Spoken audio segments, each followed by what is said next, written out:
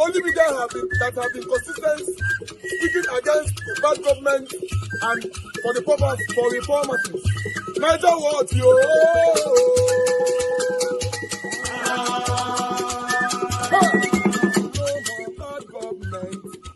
No more bad government. Niger what? No more bad government. Niger what? No more bad government. The only media that have been speaking. No more bad government. The voice of the voiceless. No more bad government.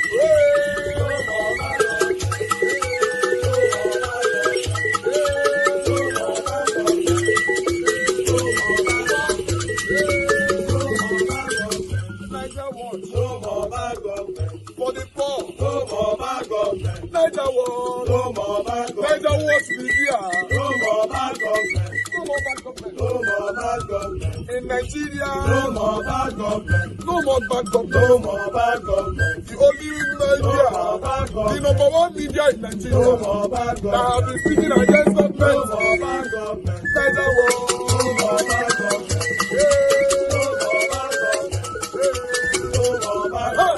Niger what you? The voice of the voiceless. The voice of the voiceless.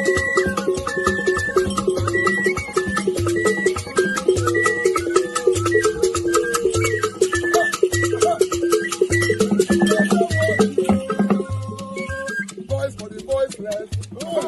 Voice for the voiceless. Niger what? Voice for the voiceless. Niger watch media. The only media that have been speaking against bad government.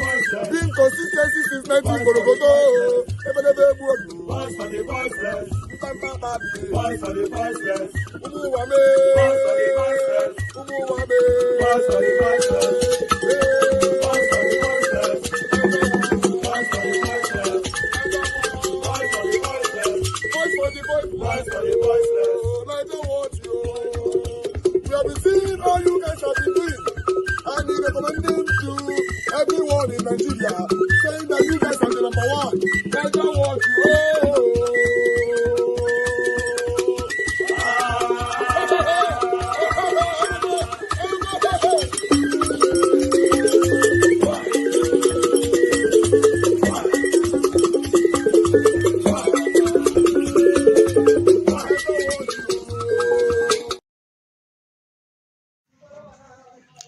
Hello. A few days ago, I made a video where I was advising VDM. And in that video, I said, if there is anybody that will bring him down, will be his followers. And maybe I was misunderstood. A lot of people came to that page and was like, hey, old man, shut up your gutter, get out, get this stupidity and all of that. And I'm asking you, VDM, have you taken stock of the character of your followers? And if you've done that, is that what you want? Is that how you want them to behave? It's almost as if they have this self-entitlement that they are the only ones that can criticize, they are the only ones that can wade into people's discussion, and their opinion is superior. If you go against that opinion, you'll be bullied and you'll be insulted. Is that what your rattle actually stands for? I'm just asking. I'm not dragging a fight. I'm not starting a fight. Because I'm entitled to an opinion. I'm entitled to how I see things. I like you. I like you. But if you're doing something that is wrong, I will tell you. Now, I'm not here to take sides. I don't gain anything to taking sides. Now, I've noticed that some people are on the internet because if they talk about VDM, Nedu, and D1, their pages gain traction. I don't care about those traction. I don't care about followers. If I say the truth and I get followers for saying the truth, I'm very happy about that. But I cannot do that saying things that my mind does not believe, but because it's going to gain traffic, I say it. I spoke to one yesterday. I spoke to him. I said, look, you seem to be, and he told me that, look, in just the drama, today go talk about D1 because making get crowd. Tomorrow go talk about very damn make you get crowd. That's not what it's supposed to be. We have youths in Zimbabwe inventing cars that can run without electricity. But here we have youths opening their phones and visiting sites because they are searching for gossip and things to talk about. D1 has seen this, we are rattle, we are cattle. And it's like a cruise. That's not what I think our youth should be busy about. Now, I saw VDM in South Africa saying you want to distribute evidence to prove that Nedu is dealing in drugs. Then somebody is in Abuja also submitting evidence that VDM is this. I mean, come on. Come on. What does that... These are Nigerians trying to bring Nigerians down in another man's country. How many South Africans are in Nigeria and trying to pull another South Africa down? I mean, even my wife, who doesn't support me talking about VDM, in this one, she agrees with me totally. VDM is a Nigerian. Nedu is a Nigerian. Nedu has left Honest Bunch and has moved to South Africa to start something. Or are you saying that if you're bringing somebody down, you want to crush him and crush everything so that he doesn't have... I mean, this is wickedness, if you ask me. And I'm asking, at what point will this quarrel stop? Because it's beginning to inundate the social media space to the extent that we have no space to discuss more pressing national issues. Come on. Let's think. Let's allow our senses to think for once. I don't like what is going on. Nedu is my brother. VDM is my brother.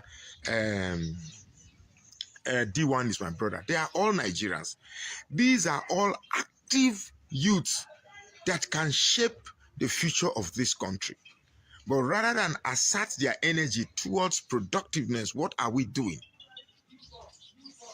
They are generating topics that will add little or nothing to the development of this country. And guess what? These are the same group of people that will rush and tell that, hey, we love Nigeria. You people destroy Nigeria. After all he has been doing for Nigeria. But this is not how you started VDM. You started as the police for the voiceless, the police for the oppressed. And that's a good thing. That's what endeared me to you. When you had the case with Falana, I was pissed off. I was miffed off. I staked my reputation for you. I stood for you against the Falana. Now what you are doing now is no longer, it's a vendetta. What you are doing now is a vendetta. And your fans that are clapping for you, go, hit them, crush Nedu, finish him. After all, Nedu do this, crush him. Look, they are not advising you well. They are not advising you well. For me, I will tell you, Haba, drug again. So Nedu is also, apart from saying Nedu, they knock people before he give them slot for, now he's into drugs. I mean, no. That's, at what point are we going to say it's too far? Now your fans will be urging you on. No, don't worry. Some will even make comments on this and that. Oh, God, go sit down, old man, old fool. Is that what it's all about? It's okay for you to go and expose somebody with evidence, and then it's not okay for... Look, I told you. Trust me, I told you that you're not getting the best advice from your fan. They are just catching cruise. And the best way for someone to fall down from high, because it's like you are climbing a rock. You're not leaving a rope to come down when you get up. That's what you're doing. Your fans are creating a sense of invisibility. Because whatever you do is right. Go on. We are behind you. Go on. That's what they are doing to you. And trust me, such sense of invisibility can mislead you.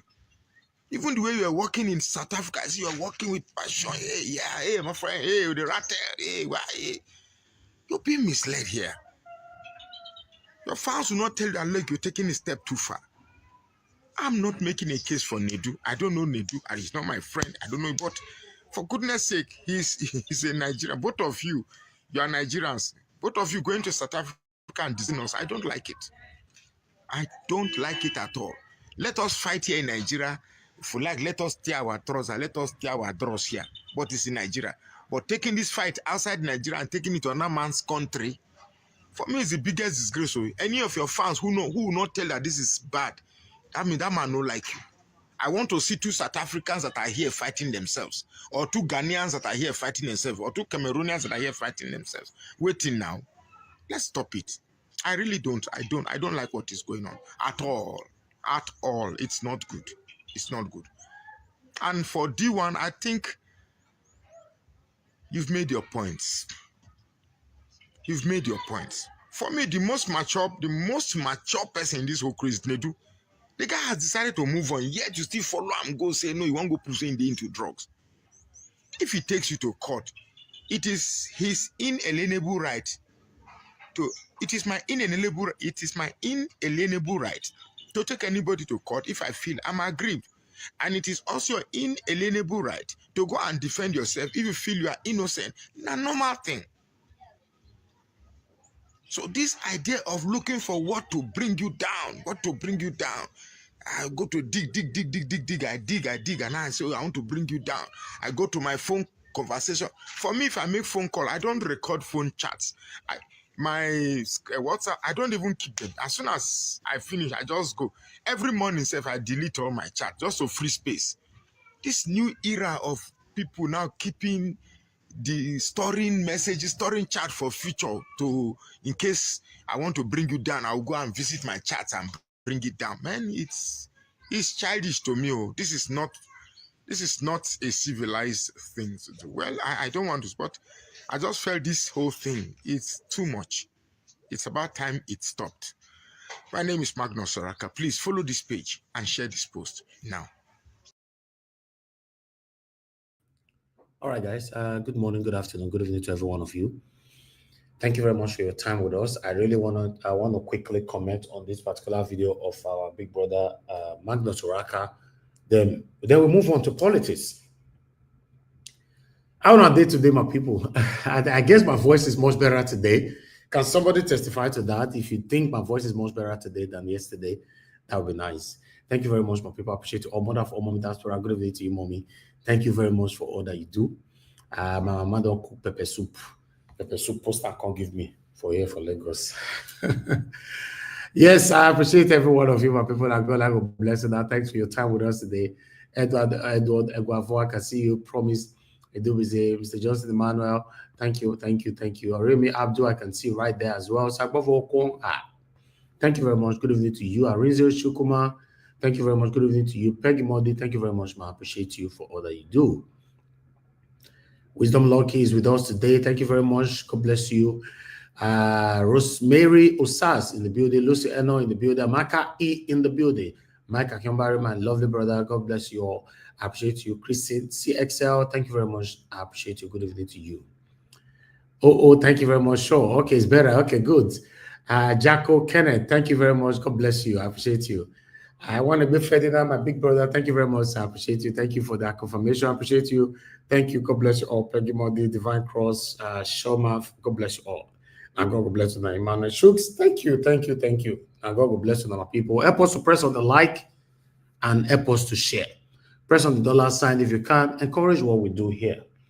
But meanwhile, I just want to add one or two things to what Magnus was saying, how VDM supporters, they are bullying people and the rattle or something, and all that. Listen, I would like to come with Peter Obi first. You see, the supporter of Peter Obi and the supporters of Very Dark Man, do you know why they behave this way? Let me start with Peter Obi. The supporters of Peter Obi are very, very protective. The only area I don't like about it, we shouldn't fight ourselves. But in any other protection, I don't mind. Do whatever you want. Just protect your principal.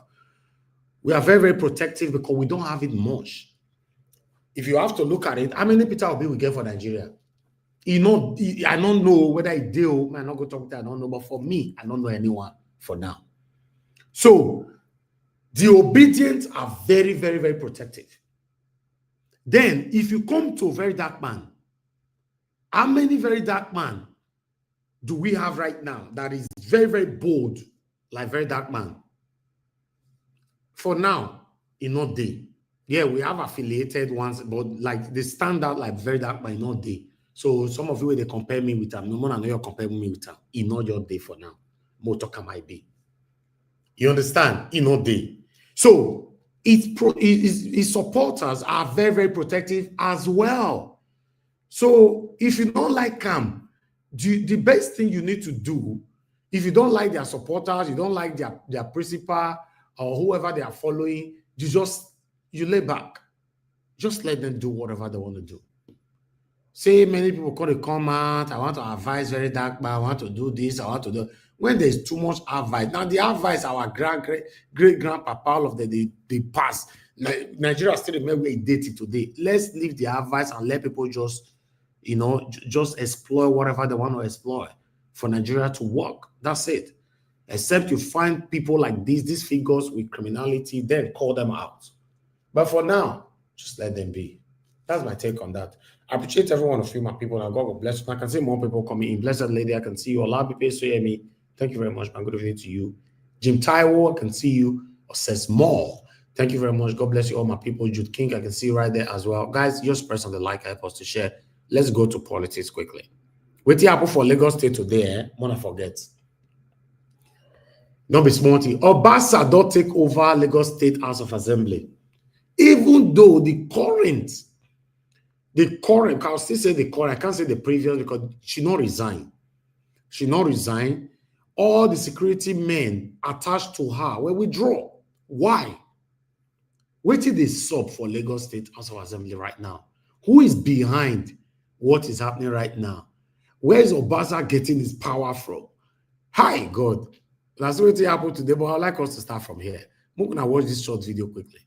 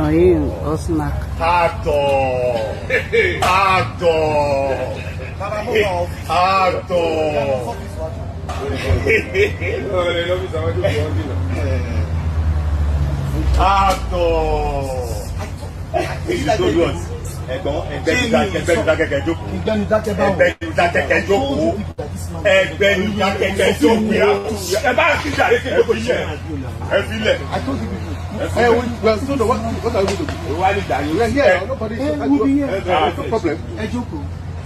So how many I lost? Better be right. Let them go and do their assembly. Hello. You want to go? Let them go in.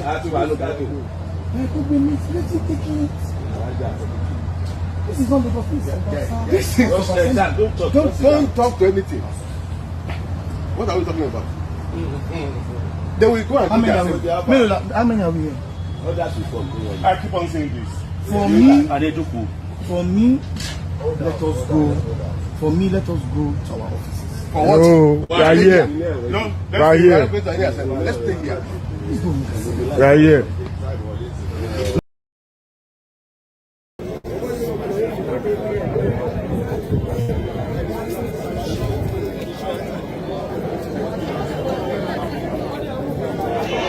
Remember.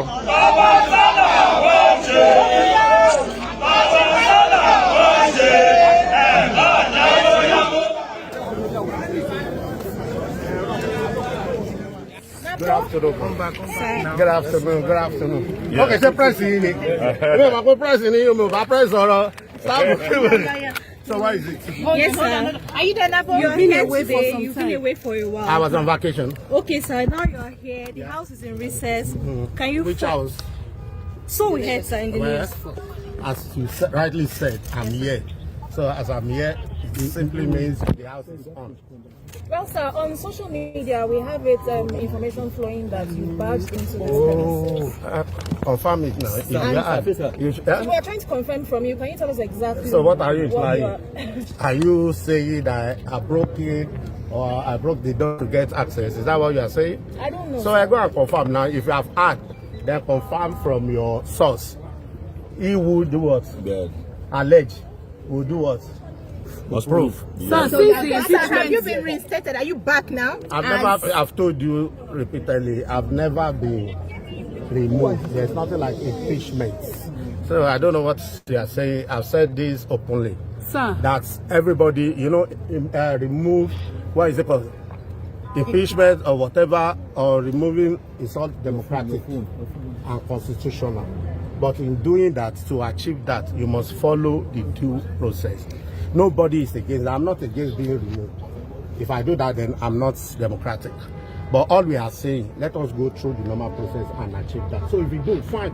That's just, I'm not against anybody. I don't have anything against anybody. All my colleagues, they've always been my brother.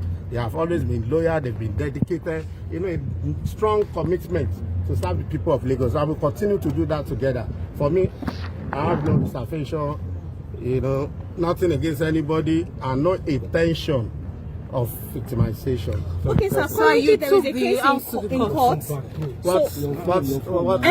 There's a what case. Is the case about? What is the case about? About your removal. No, I don't have anything like that. Okay, sir, are you not disturbed that currently members of the party they are now being pitched against one another over this crisis? No. Our party is one. We are all brothers and sisters. It's a family party. Everybody is entitled to his or her. Thank you. So what's next? Obasa is the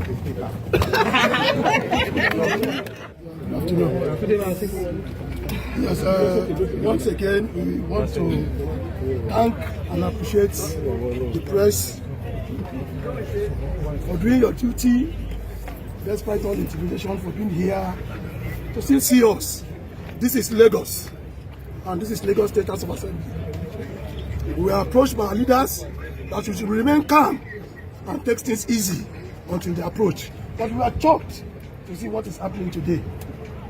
And we are still expecting them to come and tell us where we went wrong or what really went wrong.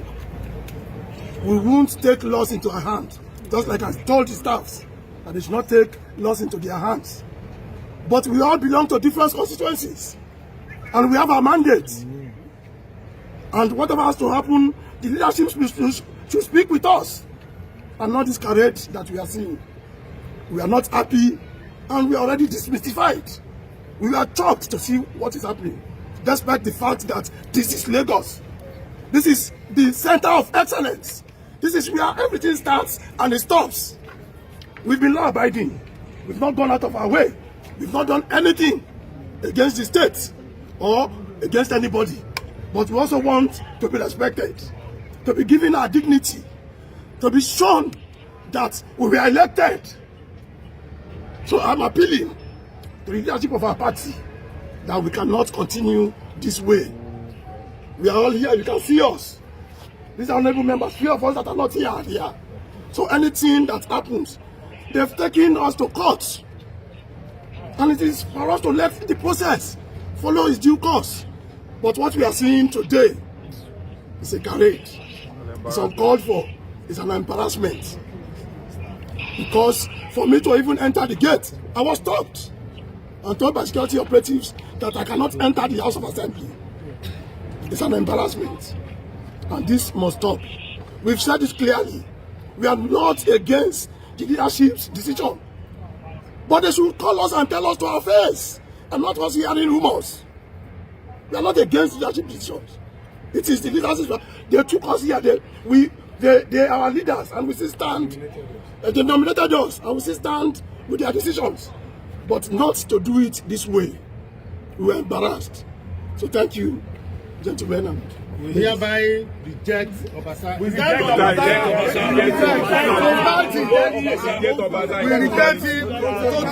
him totally. We reject him. Thank you very much. We reject him. Thank you. Hey, this one pay me the final speech right there was we totally reject Obasa. My concern for this particular video that I be saying, this man when they talk just now, not be Obasa. Say we call on the leadership of our party. I like that. The last time I checked, this man belongs to APC. And my question to this man, I don't know him, but I know he's one of the members there. Why come you are scared to mention the name of your leadership or leaders or whoever? Why you don't just go straight to the point like people like Tinubu? Come see the one where we deal, Sanwo-Olu. See the one where we deal. Fear not let him try here because as of this moment now, the man is confused. You don't even know where Obasa power they come from. Whether the power is coming from presidency, or if it's even coming from the state, or even though, or maybe it's even coming from Obasa's village. The man is not sure. So because of that, he's not calling on leadership. So maybe some of the leadership is calling. Come and go join and call him now. Black Panther, Mr. Johnson Emmanuel, Sonny Edopolo. These are the leadership he's calling right now to speak for him. Because Agio Deborah, see the blessed lady, see Amaka this man is calling you all. Since we are not sure which of the leadership this man is calling. If you not let her mention name, so make I help and mention the names. Say they say when fish big pass fish, it goes shop fish. We are finished in Nigeria. We are finished. They all say when it's time to vote, we'll go and vote. May not be like say they're not doing democratically or constitutionally, but normally it doesn't count. They take decisions in their bedroom, and that decision, in most cases, 99.9% stands and can never be reversed. It's very unfortunate to know that that lady, the current Speaker of Lagos State House of Assembly, is being treated this way. Very, very sad. But that's what we see him. But I'd like us to take the version of net media and see what we have to say on this quickly.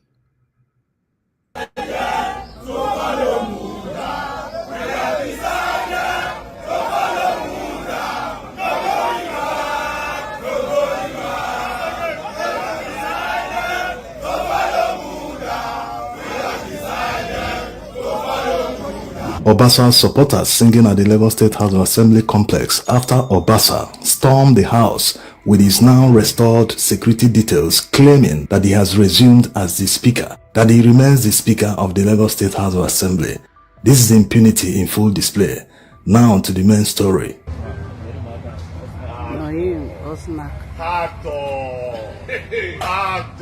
The current speaker hasn't been attached to the former speaker of the Lagos State House of Assembly, Mudashiru.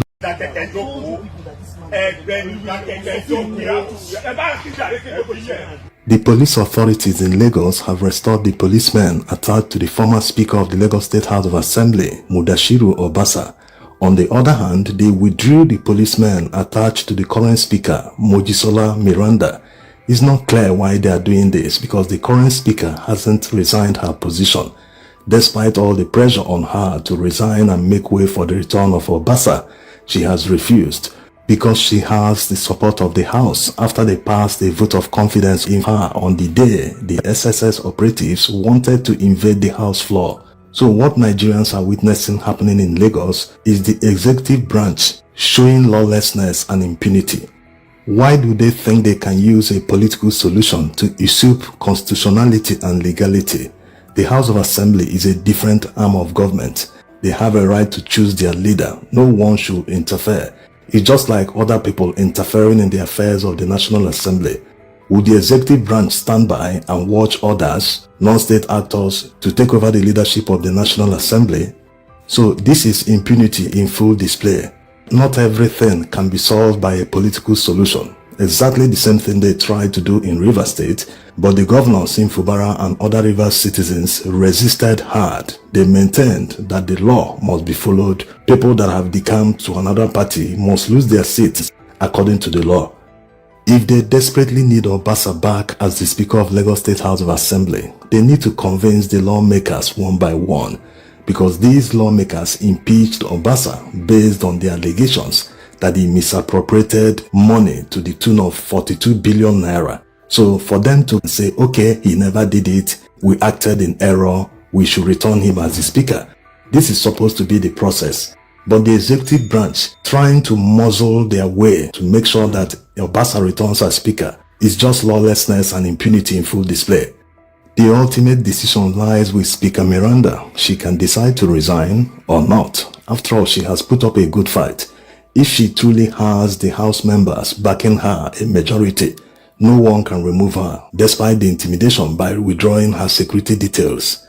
The people putting that pressure on her to resign are claiming she's not from Lagos West, where the speakership is zoned to. That if she continues in office, that means Lagos West Senatorial won't have any representative among the top 3 political positions in Lagos State. But her position wasn't out of political maneuvering. It wasn't her choice. It was just a natural progression, a natural ascension to power. Being the deputy speaker, she is supposed to step into the speakership position if the speaker is no more. Of course, that's exactly what happened here. After Obasa's impeachment, she had to take the position. One would have thought that political strategists would have found another way to handle this instead of trying to intimidate and muzzle their candidate back to power. This is not how democracy works. Anyway, we will keep you updated as events unfold. Development. As the crackdown on the sale and distribution of substandard and illicit pharmaceutical products takes center stage, the Director General of the National Agency for Food and Drug Administration and Control, Professor Mojisola Adeyeye, has raised the alarm over threats to her life. Professor Adeyeye spoke during a State House briefing at the Presidential Villa in Abuja on Wednesday. She said that NAFDAC had recently seized illicit medicines worth over 1 trillion naira in the ongoing crackdown, and that powerful individuals benefiting from the illegal trade are behind the threat. Let's take a look. In terms of challenges, of course, I've mentioned the hazards that we face every day. I told you about the attempted murder about 6 months ago. One of our staff in Kano, the child was kidnapped because the father was doing what he's supposed to do. Fortunately, the child escaped. So, for me, I have 2 police living in my house 24/7 in Abuja and Lagos. I would say I don't have life. I cannot go anywhere without police. To me, that is not my way of living. But I don't have a choice because we've got to save our country. We've got to save our country and not be fearful. We have to save our country and protect Professor Adeyeye. I mean, she's saying she cannot go anywhere without the police. At this point in our society, this is not what we need to hear from a woman who is doing what she's supposed to do to protect us, Nigerians, from dying. Professor Killer. Well, dying and killer, but anyway. I think we said earlier on, let me repeat again, that the appeal should be directly to the Chief Security Officer of Nigeria, President Bola Ahmed Tinubu, to make sure that Professor Adeyeye is fully protected. Absolutely. And really, untouchable by criminals. But let us also say that we, the people, also have we have a duty of protecting her, image, of protecting her voice, and defending her work wherever it does, and not to be railroaded, gaslighted, or anything by other people to tarnish what she's doing. It has to be clear that we can make suggestions. I have said that her operations has to be surgical, swift, and transparent, but we all have to agree that she's doing the right thing. She's the one fighting the right war. And we also have to agree that those people in that trillion naira industry that are making money from selling fake drug from people's debt are our enemies. They are worse than, at best, at par with terrorists, nothing less. And we have to treat them that way. Yes. And they have to know we're at war with them. Absolutely, I agree with you. They are definitely at par with terrorists. Well, in the meantime, 4 traders at the market in Onitsha, Anambra State, have sued the National Agency for Food and Drug Administration and Control and Standard Organization of Nigeria, NAFDAC Southeast Zonal Director, Dr. Martins Iluyomade, and the Anambra State Commandant of the Nigeria Security and Civil Defense Corps. They filed the case at the Federal High Court in Awka, alleging unlawful interference in their fundamental human rights following the closure of the market. The traders also accused NAFDAC officials of theft during the enforcement operation. I mean, this is what we knew was going to happen. I mean, I think these are just 4 traders. I'm sure there's going to be more lawsuits because it was like a whole raid and a close down of the Anambra. I mean, in as much as we keep trying our best to make sure that we follow these processes, I mean, rule of law have to be obeyed. Fundamental human rights, you don't go and close people's shops without, I mean, they were even saying there were no search warrants. People will go to their stores, just close them, break them up. And this is the situation that we have in our hands at this point. Well, in Abure State, NAFDAC has ruled out reopening shops owned by traders suspected of dealing in fake and expired drugs. The agency said the crackdown is part of efforts to rid the market of substandard pharmaceutical products, stressing that public health remains a priority. Rufai. So, see, Professor Kira was bang on it when he said that they should, sue. We have a scourge. Yes. I think the number is saying over $1 trillion industry worth of substandard goods. But also, we must also understand that there's a right of the people. You cannot say because you want to effect these sweeping reforms, you're also going to hurt the innocent ones. And that's why I say you must have a very clinical approach to it. Also, they must be able to account if there was a case of theft, because we've seen most of these things. And most importantly, another point I've been raising is, if NAFDAC said they did see USAID drugs in pharmaceuticals, the chain has to be investigated to get to the end of the matter. But you cannot say, because you want to punish those that are doing things illegally, you don't have copious intelligence, then you sweep everybody. No. So they have a right to sue. Yeah. Many more legal cases will go on. Yeah, they are suing based on fundamental human rights. Absolutely. Also, I would have wanted a case where they can actually get something more copious to even sue on. Because, yeah, fundamental human rights is quite general. But also, probably loss of productivity. Yes, I loss think all of of revenue, that is part of the lawsuit. and all of that. Yeah, so, loss of revenue because we cannot allow this happen. Absolutely. The other part is the fight of NAFDAC valid? Yes. Because also when you look at it on the other side, if you see people that are dying based on these illegal drugs or these substandard drugs, it's only when you have somebody close to you that has affected you, you will know it. I have seen many cases where in the bid of saving life, those drugs destroy their lives. Yes. It now also goes back to the quality and the standard. And I'm also going to come at NAFDAC. It also goes back to what heralds NAFDAC, their own personal process for giving people NAFDAC number. Yes. Because I think that system also needs a lot of review. There are many substandard products that get through the crack of that system and they get the NAFDAC number. Right. How did that happen? Right. What about the internal corruption in their own system? I think these are things we should also talk about. And based on the Naseni case, I wasn't sure. I had to double check myself. It's also best we work at that because it's also best to work at the Naseni case of producing the helicopter.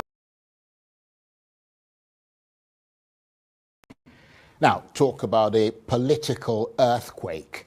And nothing could be more gripping in the race to the governorship election in Anambra State in November than the recent defection of Peter Obi's right-hand man and the poster boy of his obedient movement, Valentine Ozigbo, from the Labour Party to the APC. It's a move that sent shock waves across the country and ignited a torrent of anger and dismay among some, a measure of support amongst others, and hope in the APC that this could signal the rise of the party in the state.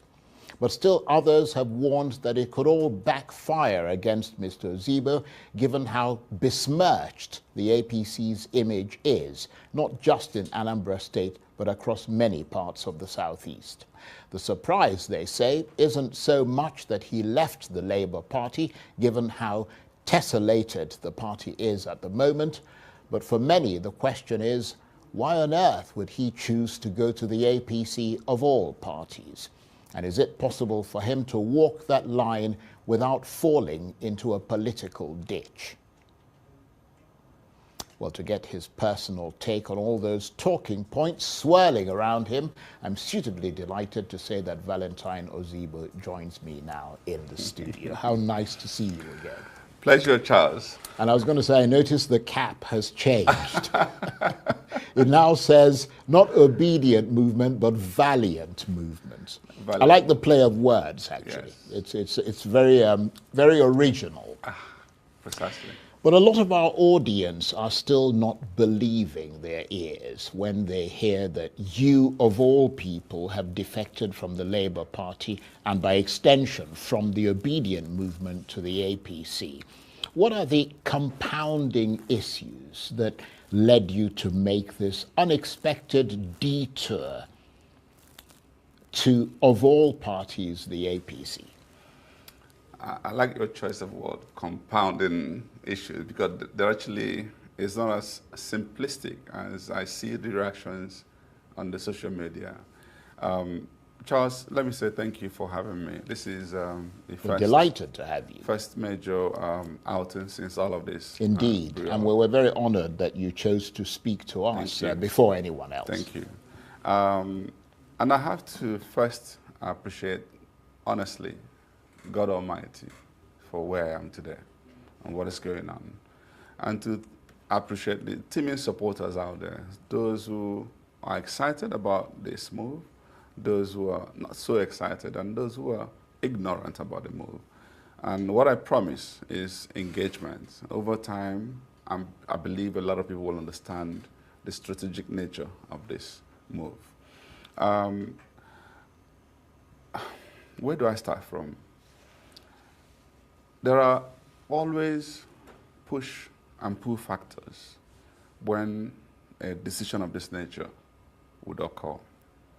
There are things that are happening in your current situation you're not proud of, that you're not excited about, that will lead you to, you know what, explore.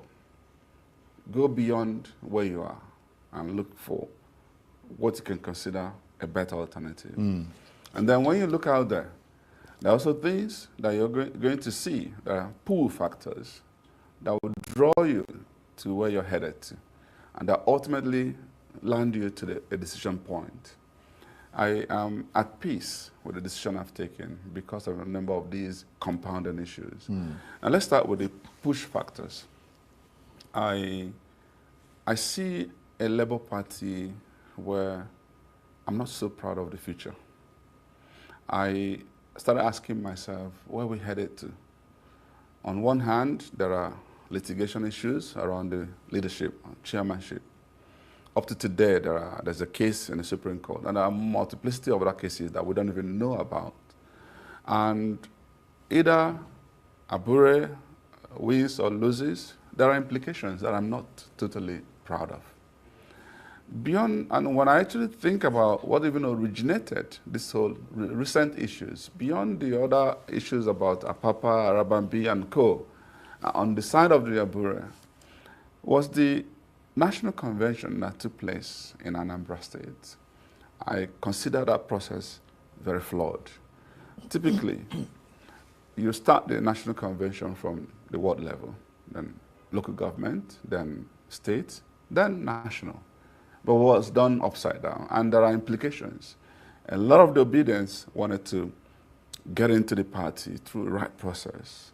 And I'm not saying we must change the leadership, but let the leadership go through the right process. I've always emphasized on right process.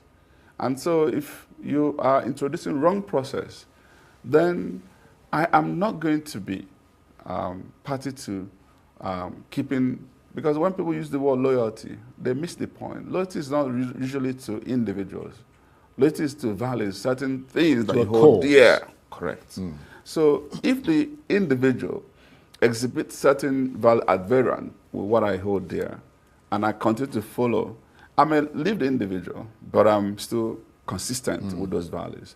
So in the case of Labour Party, beyond the National Convention, which was flawed, is also another event that took place in Anambra State Congress, where they practically decimated the party. And I raised alarm. I complained to Abure himself, to our national leader, Peter Obi, to the governor of Abia State, and whoever that cared to listen.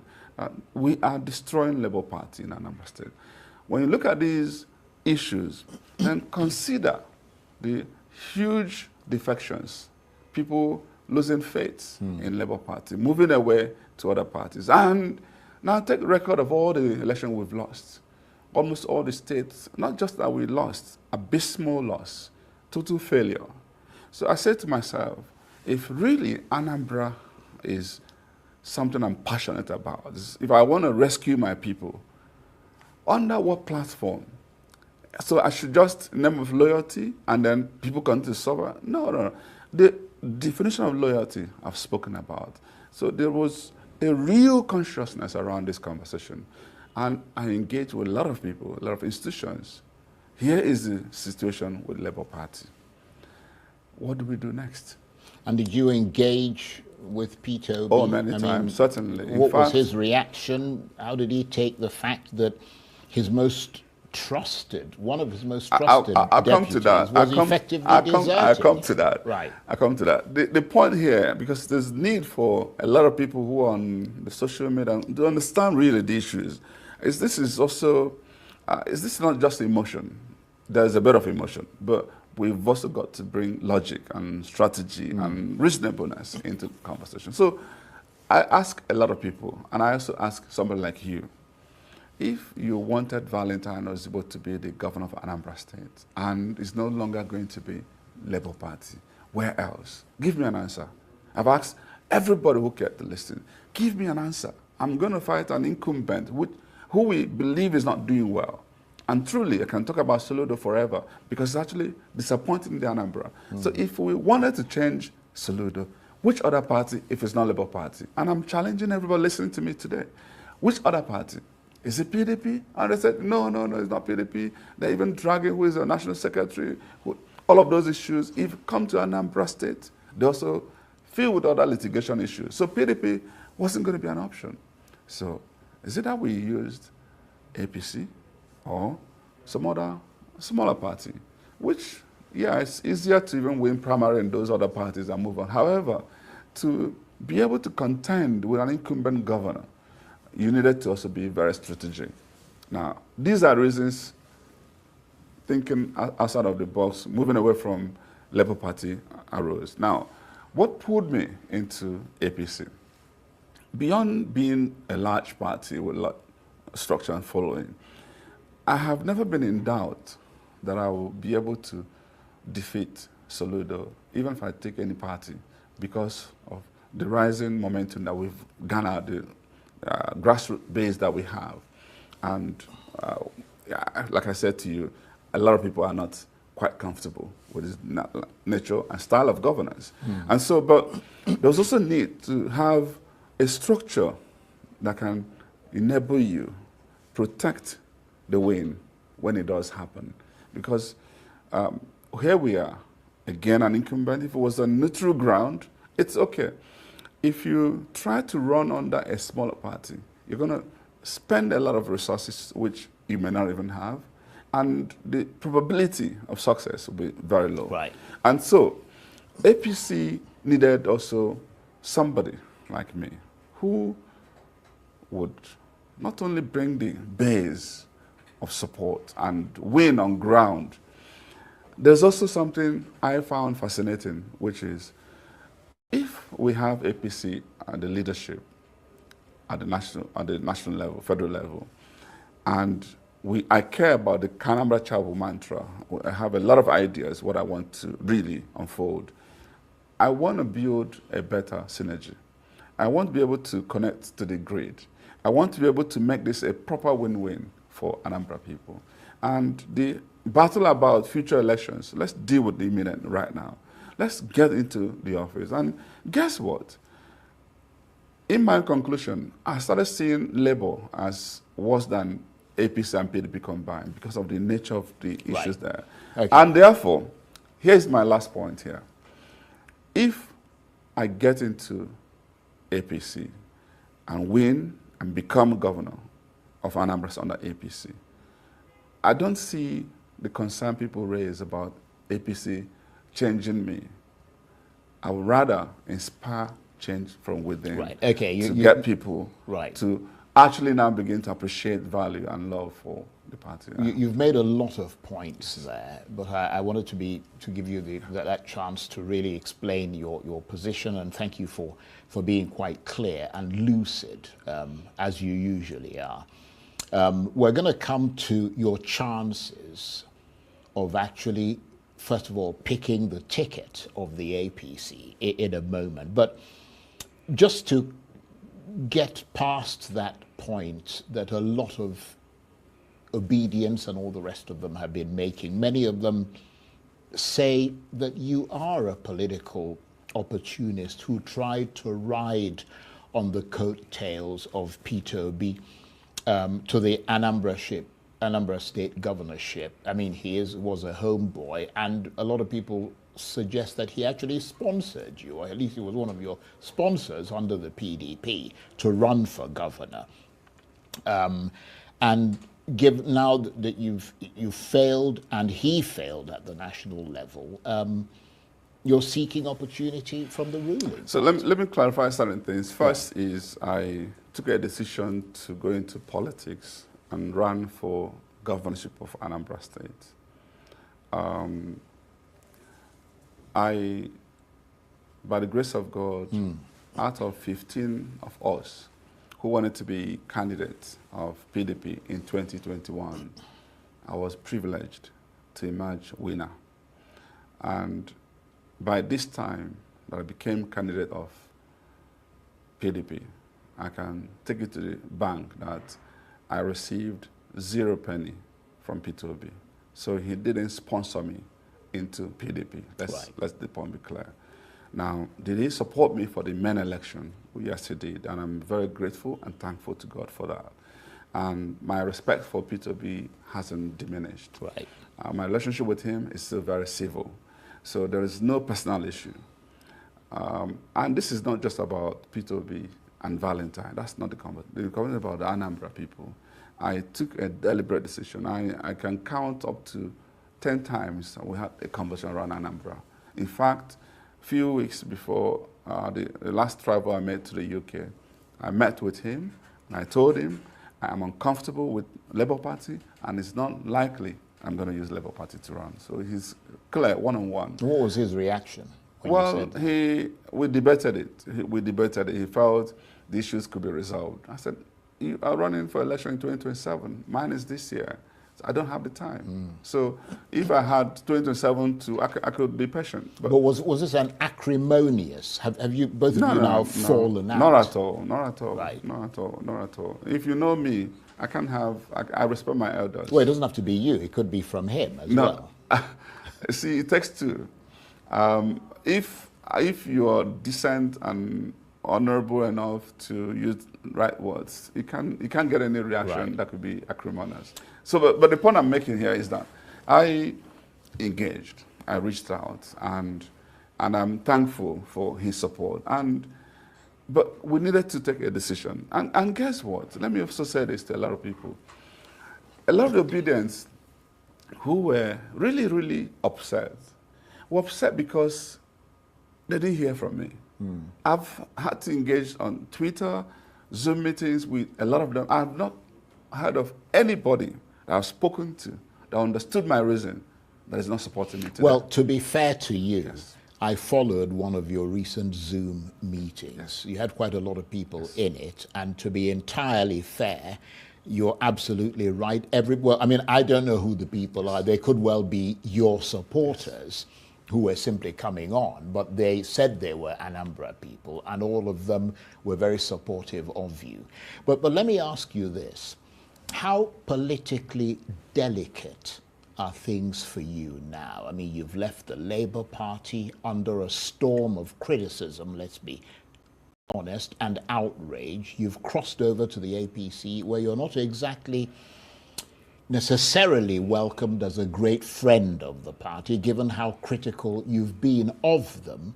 I mean, it sounds like this is a definitively politically delicate moment for you. I mean, how good a chance do you stand in those circumstances of becoming the APC governorship candidate in Anambra State? Thank you.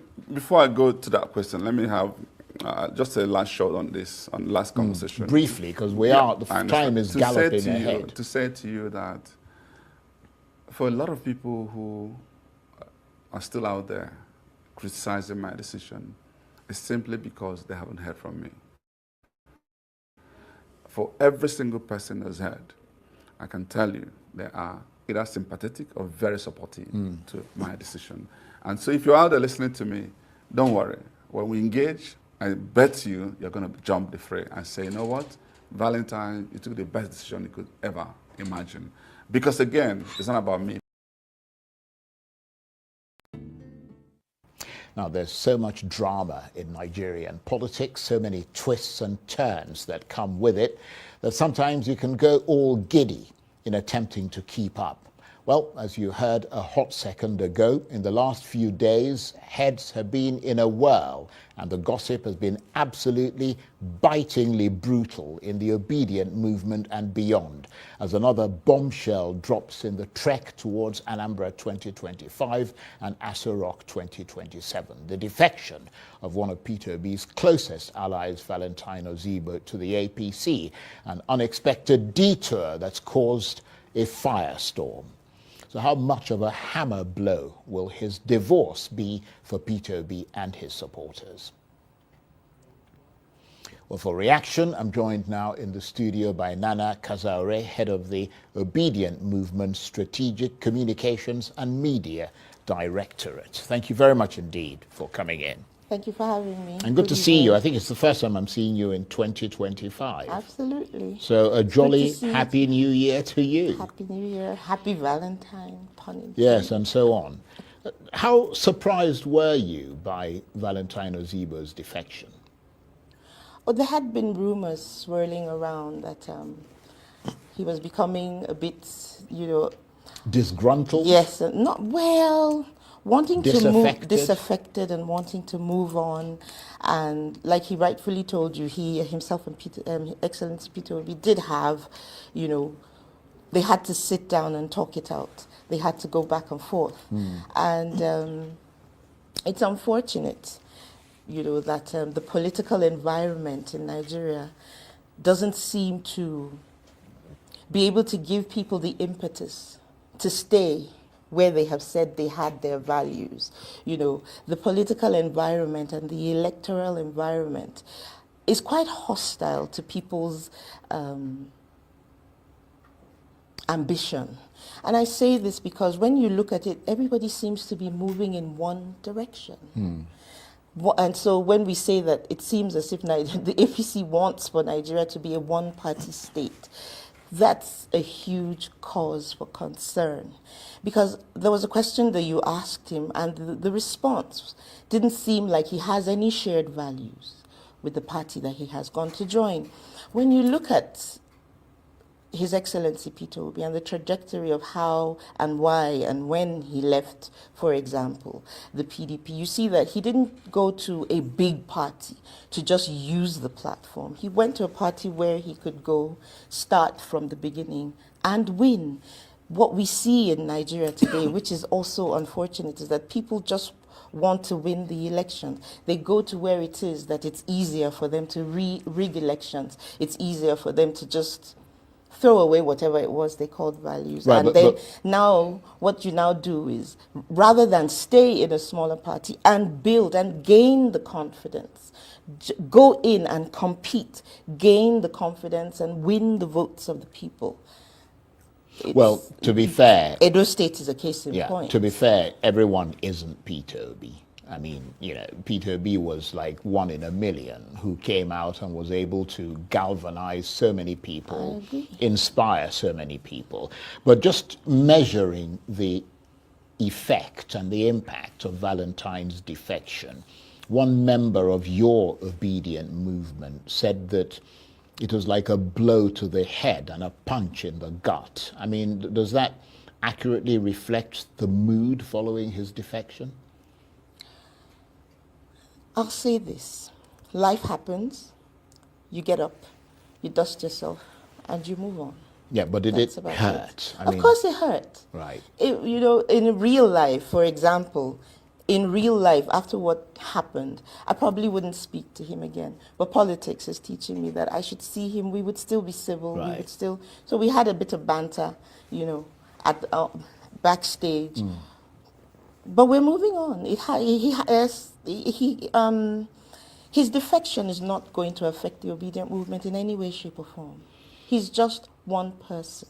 And I mean, you're quite close to your principal, Peter Obi. I mean, you head the Directorate of Communications, Strategic Communications, Media in the obedient movement. I mean, does he feel disappointed, let down, or worse, betrayed? He's human. And I'm sure he would have gone through those emotions. But because he's a leader, he didn't show that. All he did was galvanize for us to, keep pressing on. We have a vision, we have a mission. There is an agenda to bring him on again in 2027 to rule this country. And when he comes to rule, he'll be a president for all of Nigeria, for every single Nigerian. So I'm sure it must have bothered him, but not so much. But I mean, you're a politician yourself, so let's be very, very clear. I mean, Valentine's decision, when you assess it based on the things you said about the political terrain in Nigeria, I mean, it comes across as a politically pragmatic decision. After all, I mean, we are told that Peter Obi himself is considering his options with the Labour Party ahead of 2027. Mr. Ozigbo clearly doesn't feel he has a good chance of either getting the ticket in Anambra State under the Labour Party, or if he does, winning the governorship election under Labour.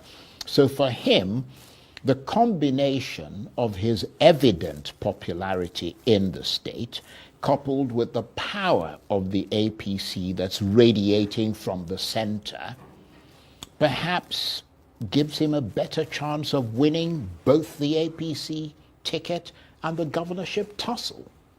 I wish him all the very best. That's all. I wish him, there's nothing, what more do you want me to say?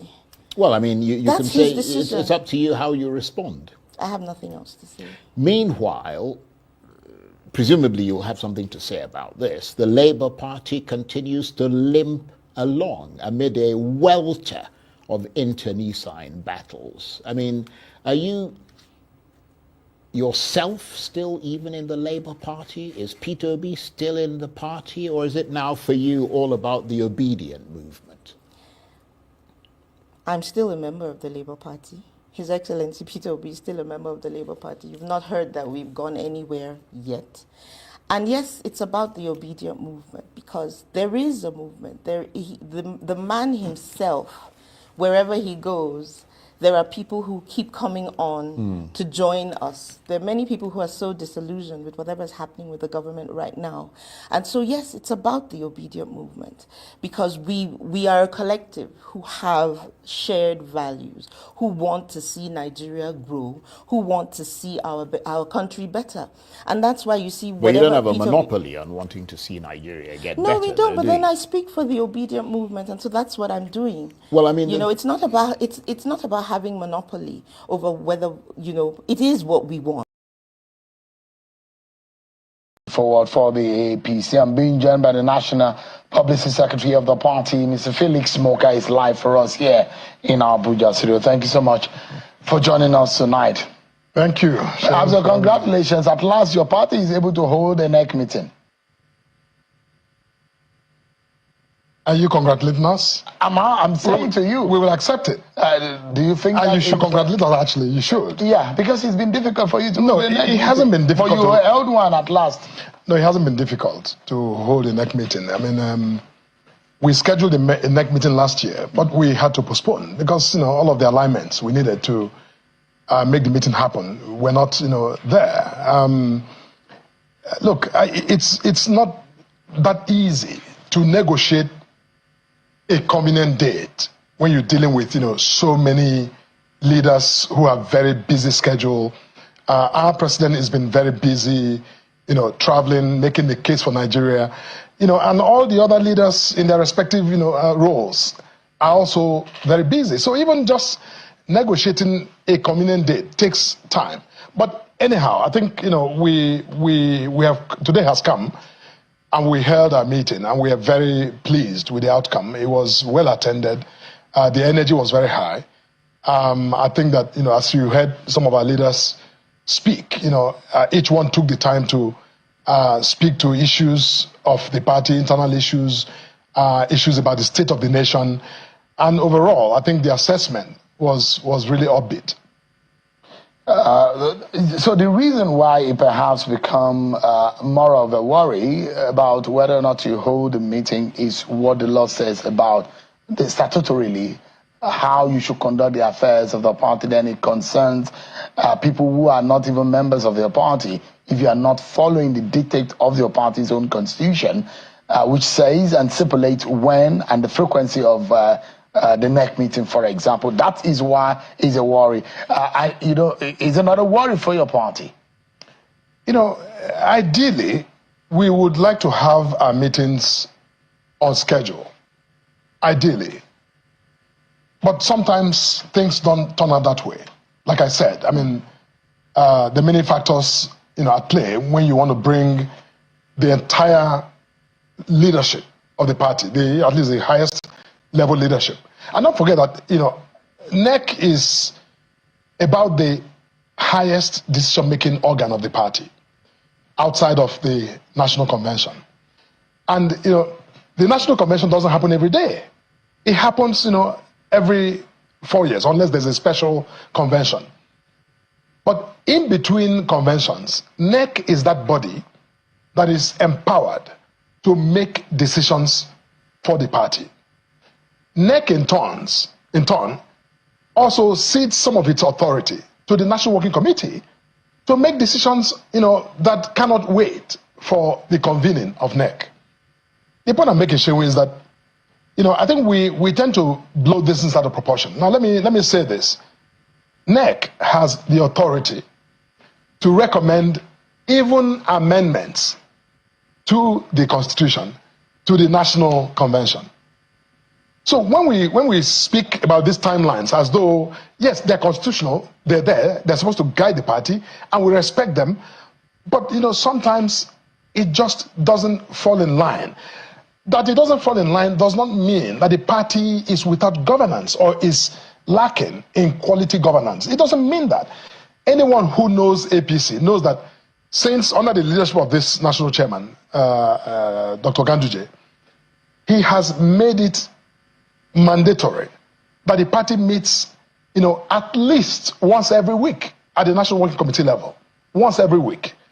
And so a party that meets once every week and occasionally twice a week, sometimes even 3 times a week, deliberating on issues as they arise. You know, I don't think anyone should suggest that the party is not in any way. I mean, confirm to me, right or wrong, that the NEC, as the meeting before this one, had delegated the NWC to act on his behalf and given it some powers of NEC. Some limited powers. Yes, but I mean, as a lawyer of long years standing, delegation of powers doesn't mean that the statutory meeting schedule as provided by the Constitution shouldn't be met. Those are two different things. And I'm not sure at that NEC it states that you should not hold meetings as long as NWC. And the reason why I'm asking this question and why it is critical is that you need to know where your party stand in the society in Nigeria. It is the party that runs the affairs of this country. And as such, if your party is not able to hold abide by its own constitution, how can your party, how should it be respected? Because you have a standard to which Nigeria should hold your party. And these are the reasons why we are asking. It's a constitutional breach if you do not follow your party's constitution. No, that's a totally false presentation on the logic of our NEC meeting and the party's, if you will, leadership, especially the government. We're discussing APC, the party. We're not discussing the National Assembly or the executive branch. Are those running the party? Are those running the government not in your party? No, are they the leaders or not? No, let me answer your question. They're members of our party. But the point I'm making, Shehu, is that you keep saying we couldn't hold NEC meeting. No, we didn't hold NEC meeting until now. You failed to hold the NEC meeting? No, we didn't hold NEC meeting. We scheduled our NEC meeting last year. Like I said, the alignment we needed wasn't there. We postponed. So, in any human organization, there are circumstances that arise that warrant postponement. That, postponement is not cancellation. It's not saying we will not hold that meeting. But you did not hold it based on what the party constitution says. That's the point I made. And I'm glad that you're a lawyer and I'm asking you things that relate to the law of your party. And I'm answering you. And if you listen, you will get the point I'm making, which I'm going to repeat. I said to you that last year we scheduled a NEC meeting. We couldn't hold it. Meaning we postponed it. Today, we have held the NEC meeting in honor of our constitution. Now, I also said to you that, yes, you keep waiving the constitution. That is our constitution, we respect it. But the operators of the constitution are party members and party leaders who operate the constitution. They created the constitution and they operate the constitution. As I said, NEC is the highest decision-making body outside of the National Convention. So, for example, if NEC wanted to tinker with the constitution like they did today with respect to the composition of members of NEC, NEC is able and is empowered by the same constitution to recommend to the National Convention, that such changes be made. For example, today at the NEC meeting, it was agreed that a committee be set up, a committee led by Governor Mai Malabuni to, look to review the composition of membership of NEC under the constitution with a view to expanding that membership to include other authorities. For example, it was said in the conversations, people like the former, Senate presidents who today are not members, former principal officers of, say the National Assembly, who today are not members of NEC. But the idea is that with this committee, they will discuss it and decide who are, necessary to be included in the membership. NEC has that authority to make changes to propose changes to the constitution, which the meeting did just push down to the next president. Negotiate with all of the parties involved to see how we can bring this. So you are owing lawyers simply. The NWC in this sense send out the notices of this meeting. I don't have the exact timelines, but adequate notice was provided. When you mean adequate, what kind of timeline? Is it based on the stipulated timeline? I can find out when the notices were, sent out. It's supposed to be between 14 to 21 days. That's not out of my own, So the reason I'm asking is that former President Buhari, for example, said he couldn't attend because the notice only came yesterday to him. It was sent to him on Monday, arrived only yesterday. Someone like Malam Nasir El-Rufai had said he was not going to attend because he has not seen, at the time that he spoke, he has not seen the notice of the meeting, and it's supposed to take a certain number of days. It meant that quite a number of people, former governor of Rivers State, Rotimi Amici, was obviously absent, and a series of people were absent. And it raises a very big question mark into the cohesion within your party and some of the underlying issues that is bedeviling your party. No. Today, it was a roll call of, eminence of members who attended this meeting today. The same way notices were sent to El-Rufai, I believe, was, how notices were sent to these other members who got their notices and attended. Many of them don't live in Abuja. They made plans and traveled to be at this meeting today. If El-Rufai, wanted to be at the meeting, I bet you, he would have come. Same with Amici. He's a member of, by the way, again, let me not say this, because El-Rufai, I don't know, I'll have to check, whether he's a member of NEC or of COCOS. I think he's certainly a member of COCOS, but I don't know that he's a member of NEC. I mean, I stand to be corrected. So, but it was not at the COCOS meeting yesterday. Is the COCOS meeting you're speaking to? No, I'm speaking to... No, it wasn't at the COCOS meeting. Usually, some of the COCOS meeting precedes the NEC, because you make some decision the agenda that will affect the NEC meeting. Yes, correct. So if it wasn't at the COCOS meeting, he said he had not received at the time that we were speaking. I can't speak to El-Rufai's account. I mean, I've not talked to him and he hasn't talked to me, and I don't know exactly what he's saying or when how does your party receive some of the criticism coming from? We receive it. I mean, about the state of your party, the running of the affairs of the country, and how things are in your party at the moment. Our party is running, as efficiently as possible. Not that it's running perfectly. We're running the party as efficiently as possible. Shewan, I think that the evidence is out there. I mean, are you going to compare the party APC with some of the opposition parties and the mayhem going on within those parties? Look, perfection is an ideal. Everyone strives to be perfect. We are not perfect. But, our party is running as cohesively as possible. And where there are problems, we acknowledge it. The president today at this meeting was very clear. He said that, the National Working Committee, under the leadership of NEC, must take, more steps to bring people who are disagreeing in the party together to create, more committees or strengthen existing committees. How are you doing to address all that? How are you doing that? First, we have, standing committees on, standing reconciliation committee, of the party that is populated by, eminent leaders of the party who have mandates and are often, given assignments to go tackle cases where we have issues within members or within chapters of our party. What the president was urging, NEC and the NWC to do is to even, escalate that effort to ensure that, many of these cases where we have issues are brought, within, conversations and reasonable settlements so that the party can continue to, forge a united front. So, but the presence of that does not mean that the party is, lacking.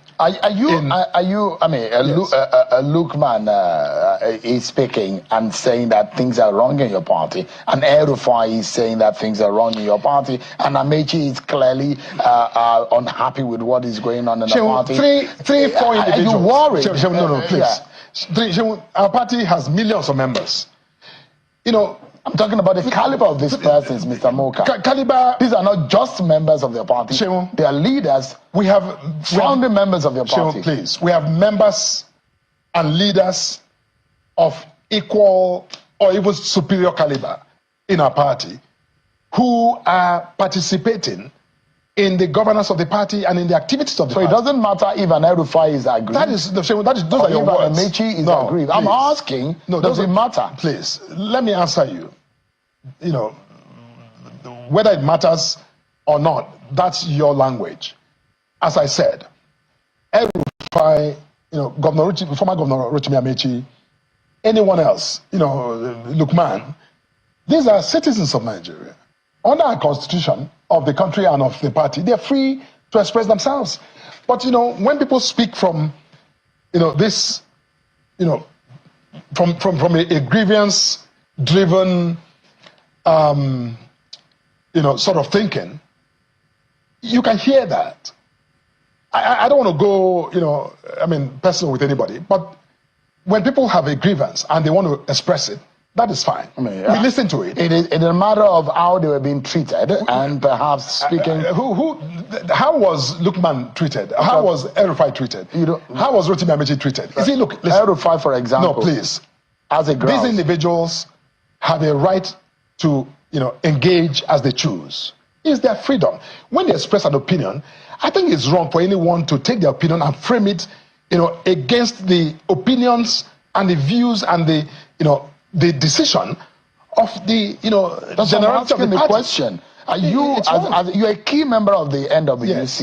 If you're unhappy with something about the ongoings in a party, and I will express it. Does it make your opinion less? But I have not said that anybody's opinion is less important. I have not said that Erufai's views are less important. I'm saying that when somebody has a grievance and you speak, you know, in the consciousness of your grievance, doesn't mean you are necessarily the most rational in your conversation. Sometimes you can be irrational. Grievance can drive you to irrationality. And I think that some of the comments I've been hearing recently are not, you know, quite frankly, you know, formed in that stellar, you know, state of mind, you know, by Erufai. I think that he needs to really take an advisory. And, you know, this is somebody we all respect, you know, I mean, former governor of Kaduna State, Erufai. But I think that when you begin to, you know, speak and, you know, attack the party, if Erufai was, you know, a serving member of this government, I doubt that, you know, this arguments he's made recently, he'll be making them. I doubt that very much.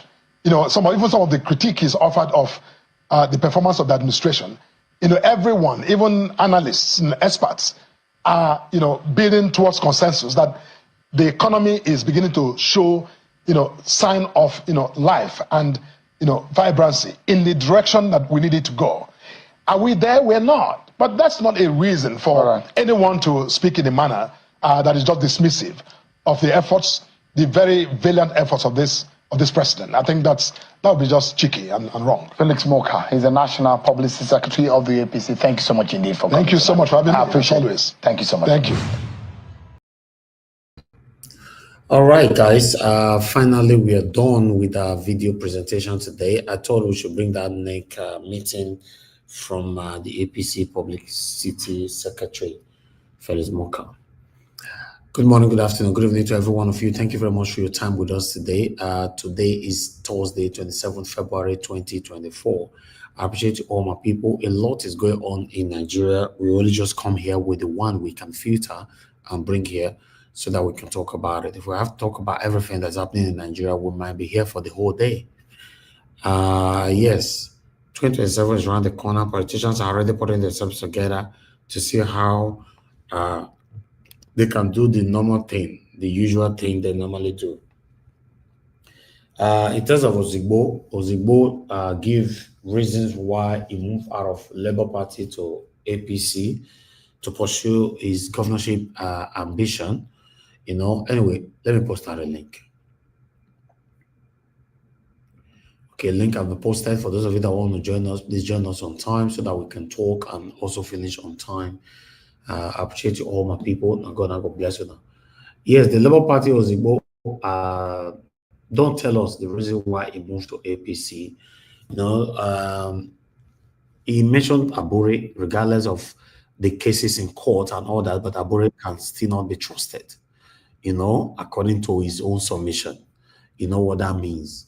So he also went on that he told Peter Obi that, yes, the way I'm seeing Labour Party is not going anywhere. So with all these things now, even though Peter Obi is not speaking yet, it might likely look like Peter Obi will be moving out of the Labour Party as well. That's what it looks like, because for me, who is there now? Although I don't know who is there apart from Peter Obi right from time though. Even this Ozigbo and all that. For me, I just see them as a body that follow Peter Obi left to right, but it's fine. Peter Obi is the reason why people like me speak about Labour Party today. That's just the fact. What you call concern Labour Party, I'm going to talk about Labour Party for a year. I won't do that because of Peter Obi. So Peter Obi need to make it clear to the people now what he's doing. But for me, it's certain. Peter Obi cannot run that Labour Party. It's certain because the party is confused. Abure have captured the party. Abure head no like better thing. Yes, that's what I would say. He heard. He no like better thing. So people like that, if you are with them, they will never allow you to triumph.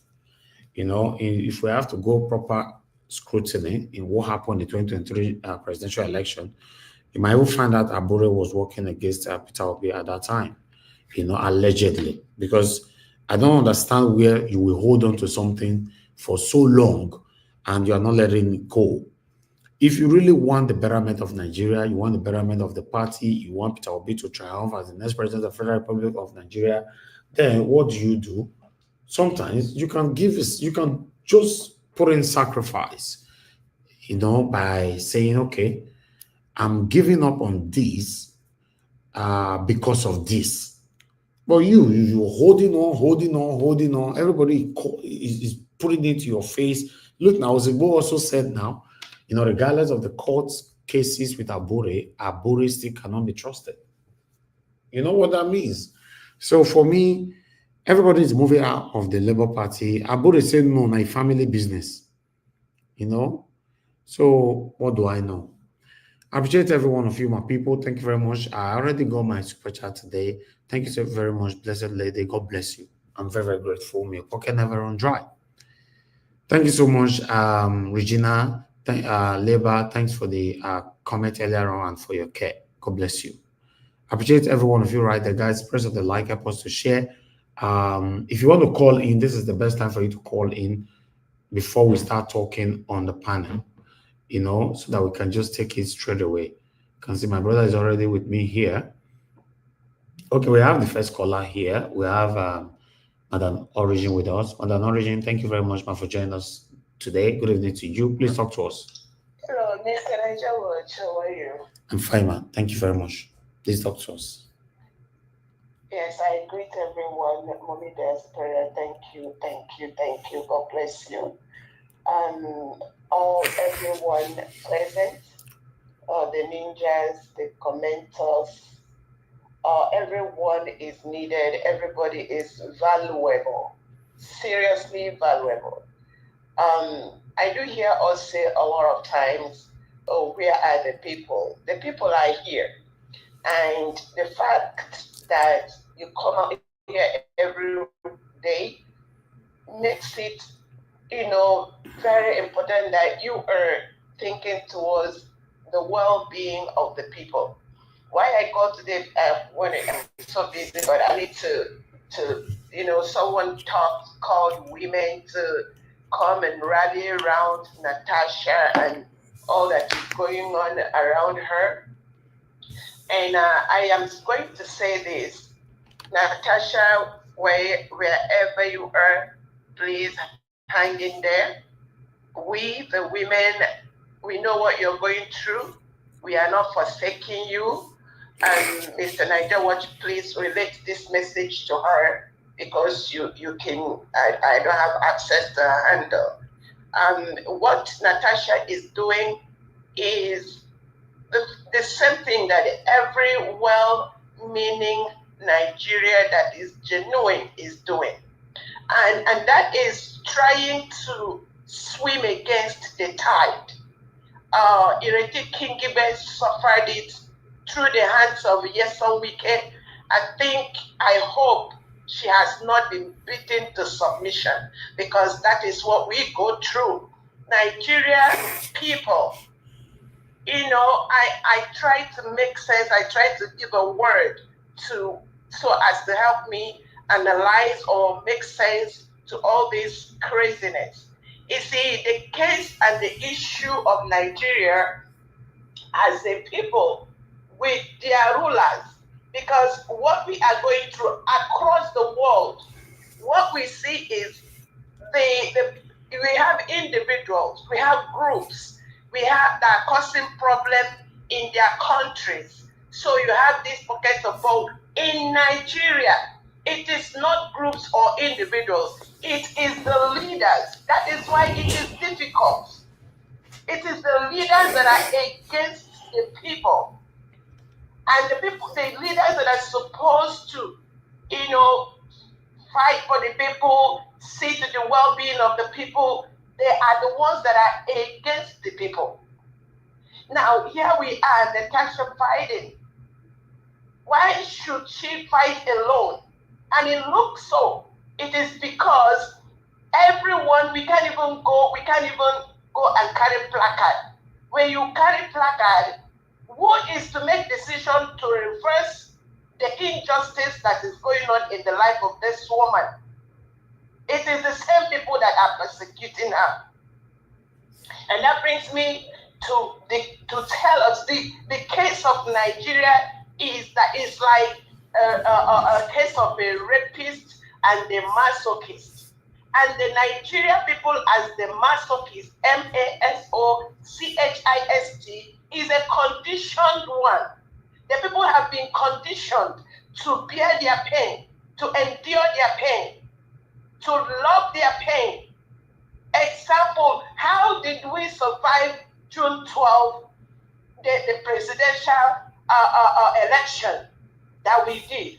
How are we surviving 2023 presidential election that the people spent their BLOOD, the fought, they did everything to vote in who they want? And today, you know why we are numb about it? Look, when I talk, you notice I don't even mention Mr. Peter Gregory Obi. It's not because he cannot rule and not well. It is not because he cannot. He's not a good man. It's not because he cannot. The word. Remember the word I use is cannot. It's not that he cannot, change that contraction. The reason why I kind of numb it out is because so long as it is this system, he will not.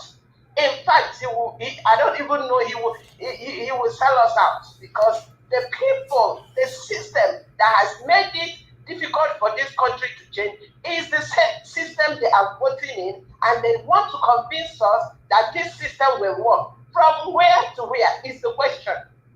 Is it from 1945 to 1960 to 1966 to June 12 or to 2023? How have we become these masochists that have continued? Someone I respect a lot, that is vocal, said it on air, that she went to vote. She voted, I think, to her, she believed she was the only person that voted for that candidate in her ward. And she did it with pride. And she knew that that woman will not be elected. And every day she's still pushing for the same system. Now we are here. See Valentine Ozigbo. I feel nauseated. Like each and every one of them, I feel nauseated on him. Now, Valentine Ozigbo, let me talk to you. There is a man that was campaigning for you, and I was laughing when you were in LP. The way he was saying you're going to do great. Valentine Ozigbo, now that you have switched to APC, let me talk to you. I heard you say how LP, PDP, they are not doing well. As we are speaking, APC is worse. It's dysfunctional. Go and see what is happening in Lagos State. Go and see what is happening across the nation. That is that is APC report card. And I tell you, Valentine Ozigbo, you are going to be elected by hook or crook. You know that. You know that you will be elected with the APC and with INEC and with the police and with the army that will bombard Anambra State. You will win. But the question is, let me tell you what you're going to do. Let me give you a summary of what you're going to do in Anambra State. What you will do is that by the time they vote you in, you won't have access to the police, you won't have access to the army because it will be denied you. They will force you to form your own security outfits, like a Bubago, like what is this one? Hunters group. They will force you to use Asari Dokubo. They will force you to use all these apparatus, and what they will do is to warn you that you should not touch the terrorists in the bush, you should not touch the herdsmen, that you should go to your villages and begin to cause mayhem and to disrupt the community. That is your report card. It's already concluded. So hello, Valentine. Welcome to the saga and to the destruction of your own people. And Mr. Niger Watch, yes, ma'am. We are where we are. It is as horrible as it can be. I hope and I pray that as we continue, everybody should get sense and find out how to dismantle this quagmire and see how we can save lives. That is where I stand. If we don't dismantle this quagmire, we will continue to experience this serial mopping out of life because some few individuals have taken it upon themselves to mop and to steal. I'm going to send you a clip of the summary of what is going on, why they are confusing us. I rest there. Thank you. Thank you. Thank you very much. Thank you. All right. Thank you very much, people. I appreciate all. I would just like us to move on right now. Before I come to Black Panther, I have a Pious Way on the back side. Please pull on the camera. Let me see who's behind Pious. Pious Way, if you can hear me, your camera, please, on the backstage. I can't see your face. It's showing me something else. Yeah, you turn me on. It's showing me something else. I can't see your face. Okay, I think it's your network, but I can hear your voice now. Can you hear me, sir? Yeah, your network.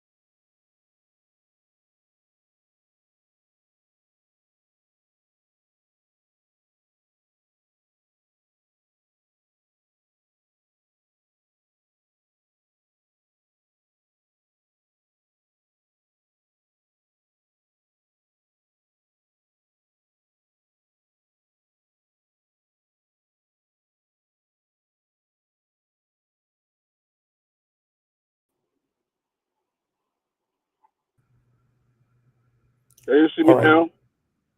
Okay, yeah, you are better now. I don't know what happened, but go ahead, sir. Talk to us. Good evening to you, sir. It's good to have you on the show. My pleasure. Thank you so much, Mr. Elvis. Mr. Elvis, thanks so much for all you have been doing. you are the reason why I'm always here. Honestly, for you being truthful. But I have something to say here. Honestly, what is going on in Nigeria is becoming unbearable. One major thing I really want to say here, because I can see we are so passionate, and sometimes we really don't get it. Nigeria is about two political parties. We have two-party system in Nigeria. And I want you, because I know you have the voice, to see how you can reach out to Mr. Peter Obi, honestly. The problem we have this moment, to me, Labour Party so far is gone. It's been adjusted. To me, I feel it would be nice for Peter Obi to think the other way around and see. If I say this, some people will kind of feel offended, but it is true. Peter Obi should try to see how Atiku can give way and let him go back to PDP. I know we have evil people in that party, like we do in so many other parties. But remember, the head remains the head. You cannot be outside thinking you will straighten up things. If Peter Obi becomes the leader in the PDP, he knows what to do. He will not be pushed around. Nobody will push him around. So if we are thinking that it's going to come through another political party, that will never work. Labour Party already has been adjusted. All those people you see today, Araban B, and so-called Abure, every one of them, they are all working for Tinubu. I swear, Tinubu is a politician. Tinubu already bought all that every person, both the male and the female. You understand? So only few ones that are with Peter Obi should try to see how they can join him to go back to PDP. But the major problem right there, to my own understanding, is Atiku. If you watch all I have been sending through this very forum, is to tell Atiku to give way. Because Atiku, to me, is an evil man. It's just about himself. You understand? If you watch what this guy from Anambra has just done, Valentine already showing you that he does not have integrity.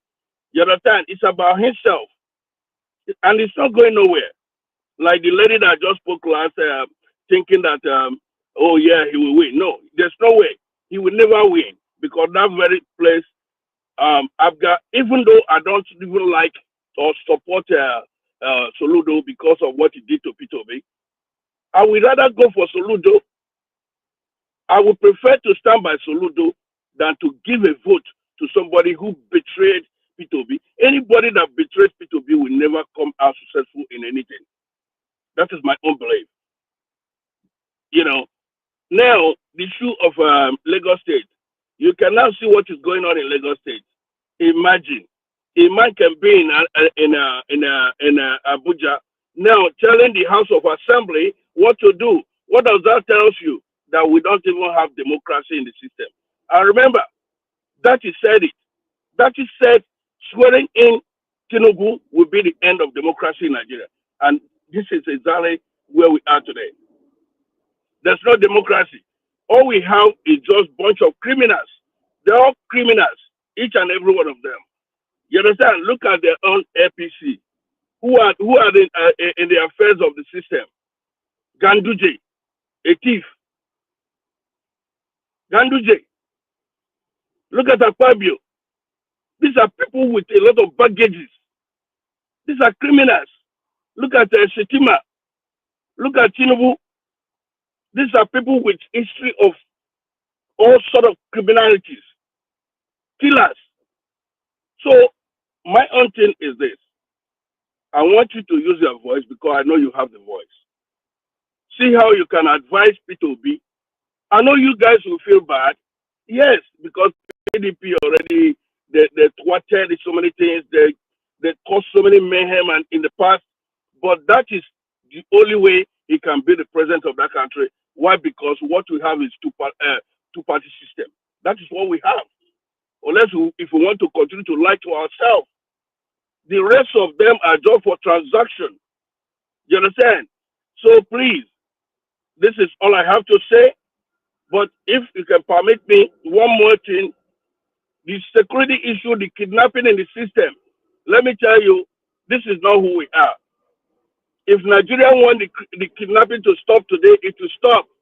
All you need to do is to put a law. You know, a kidnapper should be sentenced to death, and that is it.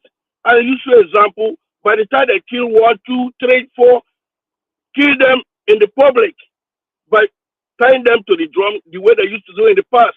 Nobody wants to be there to die like a chicken. So, but what are they doing? They have turned it to a serious business. Where I came from in Delta State is like everywhere now. Every corner is just, in fact, let us stop calling the Fulanis. It's not about the Fulanis. The kidnapping is now a serious business among the youth because these guys are jobless.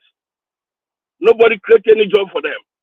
And once you don't have anything to feed on, especially when you have come of age, you know, you arrive to have a girlfriend and you want to entice her, honestly, you will be ready to do anything. You will be ready to do anything. So please, this is all I have to say, and I thank you for all you do. May God continue to, you know, guide you and protect you. Thank you so much, Elvis. Thank you. Thank you very much, sir. Mr. Pius, I appreciate you. Thanks for your acknowledgement and your prayers and your wonderful submission over what is affecting us in our country. Yes, Peter Obi, you know, sometimes when we talk about Peter Obi, some people say we never reach to talk, so we don't have the right to tell Peter Obi what to do. So we're just doing our part. I will support you 100% that Peter Obi should leave Labour Party. Yes, he needs to leave. It looks like he's just alone there now.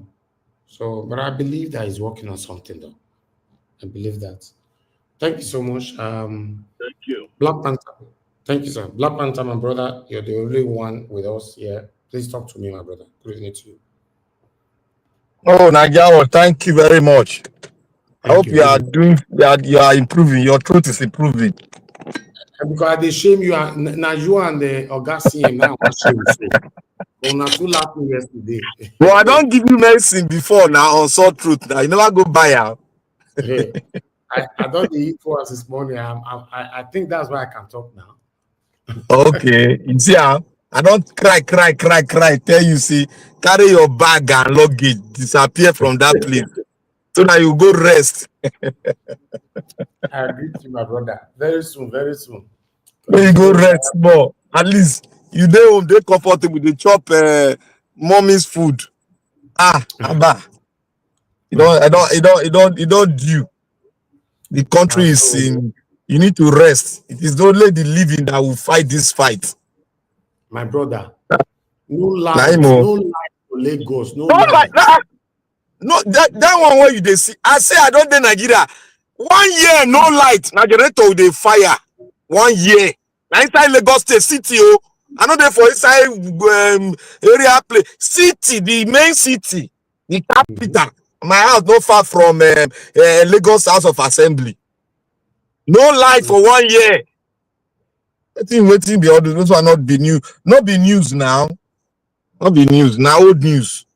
I just want to thank you for bringing all this very beautiful topic today. The Lagos State and the man, the best man of Obi moving to APC. Thank you for bringing it. Mama in diaspora, may God bless you.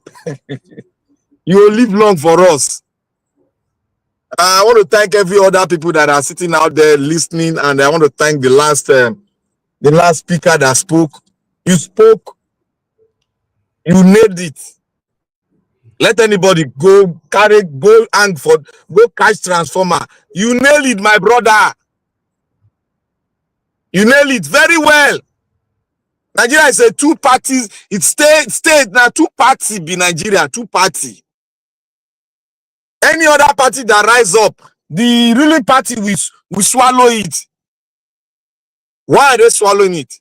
Because Nigeria corruption is now a culture.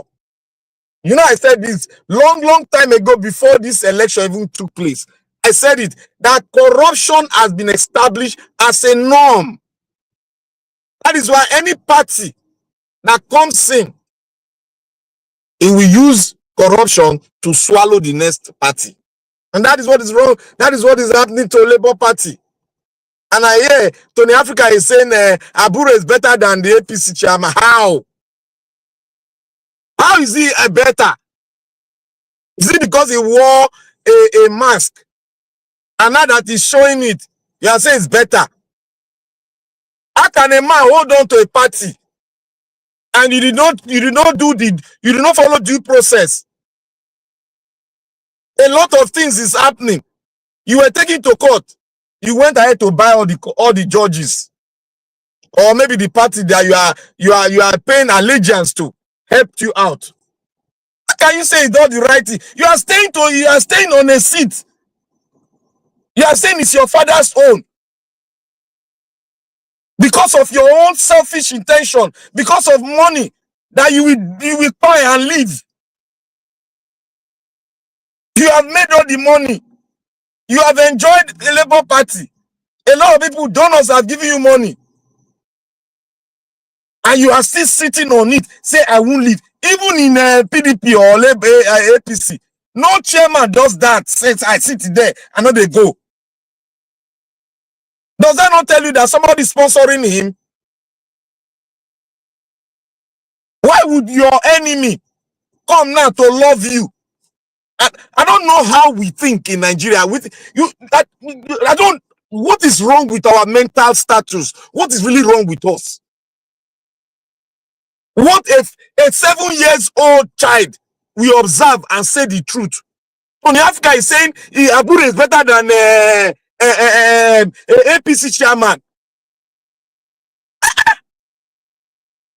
A 7 years old child, we analyze this thing very well.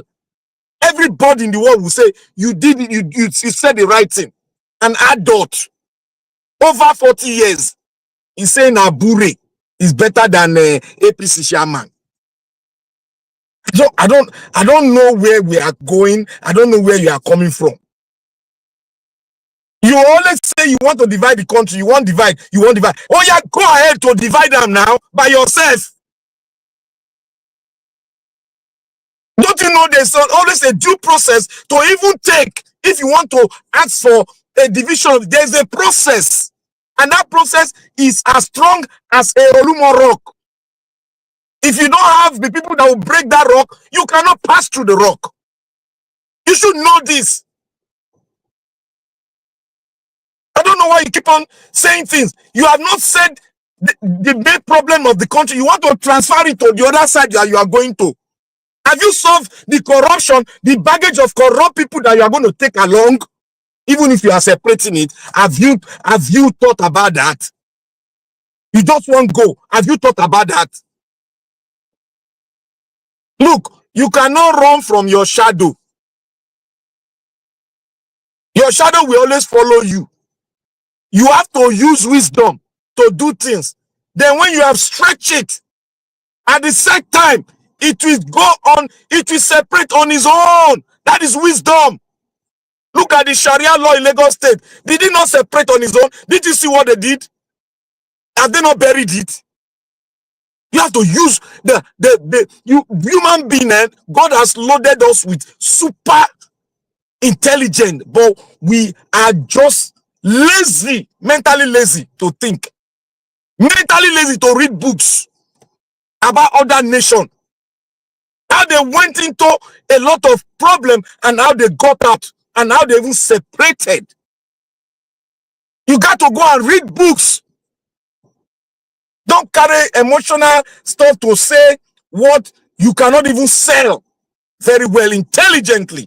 If you want to sell it intelligently. Now look at Lagos State. When I delivered my message, if Nigeria can collect, when I said something about Lagos State, Obasa and Tinubu, their close relationship. People thought I am supporting the president. I stayed when the president, I was there when he was the governor. I know how he operated. I know his illegality. I know his mindset. I know how it operates. The little I know, I will say it out. Tinubu is somebody that anybody that is loyal to him, it is very difficult for him to throw that person, especially when that loyalty has come from a point of view where it has been stretched for a long time. This man has been with Tinubu, Obasa has been with Tinubu for well over 30 years. The guy has paid his dues. The guy dined with the devil and is still with the devil, enjoying it. For you to pull him out, half of Lagos, we will tear Lagos because he knows all the secrets. He will divide Lagos to two. You think Agbado will give the governorship to anybody? If this man that is so loyal to him, that have served him for over 20 to 30 years, you think we just let the man go like that? It's not possible, my brother. This guy was a councillor. He rose to a chairman. He now rose to a House of Assembly member. And he has been there for how many years? Don't you know? He's the highest long-serving speaker as at now in Lagos State. They got me in Bonbon for the seat. Don't you know that he's working with people that hold Lagos pillar? And they just, even if you want to remove him, will you not allow him to come back from his vacation, sit, then you allow him, give him a fair hearing, and you can go ahead with the impeachment if it goes through? Does that not tell you people that somebody is behind those that impeached him, that the impeachment was wrong? That's the same thing that happened to Edo State deputy governor. When they did all those things, people were clapping, yes, remove her. They remove her wrongly. And the guy come back to sit on that seat, finally. If you want to do things, do it the right way so that you will not be here at the long run. It will not look stupid. Now they are like the deputy, the speaker now, they've removed everything from him, the security from him, from her. She is not a toothless person. All she need to do, she will just bow to the leadership, because most of them are there at the expense. They are just there for their own selfish intention. They just put them, rubber stamp, most of them there, 90% of them in that house there, they rubber stamp them, put there. They don't have a say. All this one they say, I am for the people, I represent a constituency. Oh, na lie. Which constituency you represent? Do you deserve it? Not be rigging. Not be right, they write Lagos State result. They write the result. Anything that comes from Agbado's mouth is final. Go and look the way all of them rally around during the election. They were going to Agbado's house almost every day. Sometimes they sleep themselves because he has a lot of challenge inside the compound. That's what they do. They sleep there because they want to be part of it so that they can get a position. They can go and buy house in Europe and buy and build house everywhere. No, nothing like say open one company to even help the people that even voted you. Rather, they like to do these alimajiri things, which they've learned from the Fulanis. Now, let's come to it. How do you remove a speaker without no due investigation? Is it by allegation? You say, oh, he did this, he spent this. Where is the paper?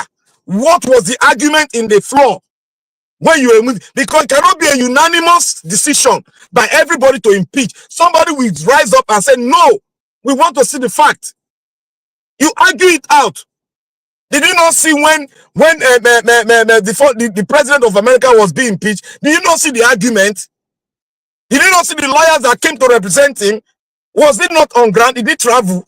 It was on ground. And they proved it beyond reasonable doubt. And they voted. That is how it is. You cannot vote unanimously to impeach somebody. It's not held. It's not possible. Somebody must rise up to say no among them. How can everybody just say impeach? Everybody just go like railway, like Mugu. That means everybody there are being induced by monetary stuff. All of them. And I will not be surprised. People should hear it very clearly. I will not be surprised if the Lagos State governor hand is involved. Oh, you know what they say Yoruba? Oh my jaleg See Baba in Esoro. Oh my jaleg without no consulting with the Don. You are going ahead. When you know he has ambition, 2027 ambition. You want him to put his son on harm's way? It's not possible. His son won't become governor. Has he not died down? Has he not died down now? Where are the people campaigning before? Lagos State is not run as a democratic state. It is run like a union, whereby they have a collegiate people that say who is going to be the next governor, and you don't have the people don't have a say because they write the results and give it to the people, and they start jubilating. So you just going out to vote is a mere formality. The deed has been done. That is how Lagos State election is run for well over 20 years. Despite the improvement you are seeing in transportation and some other areas, which we praise them for. But if you look at the amount of money coming into Lagos, it will marvel you.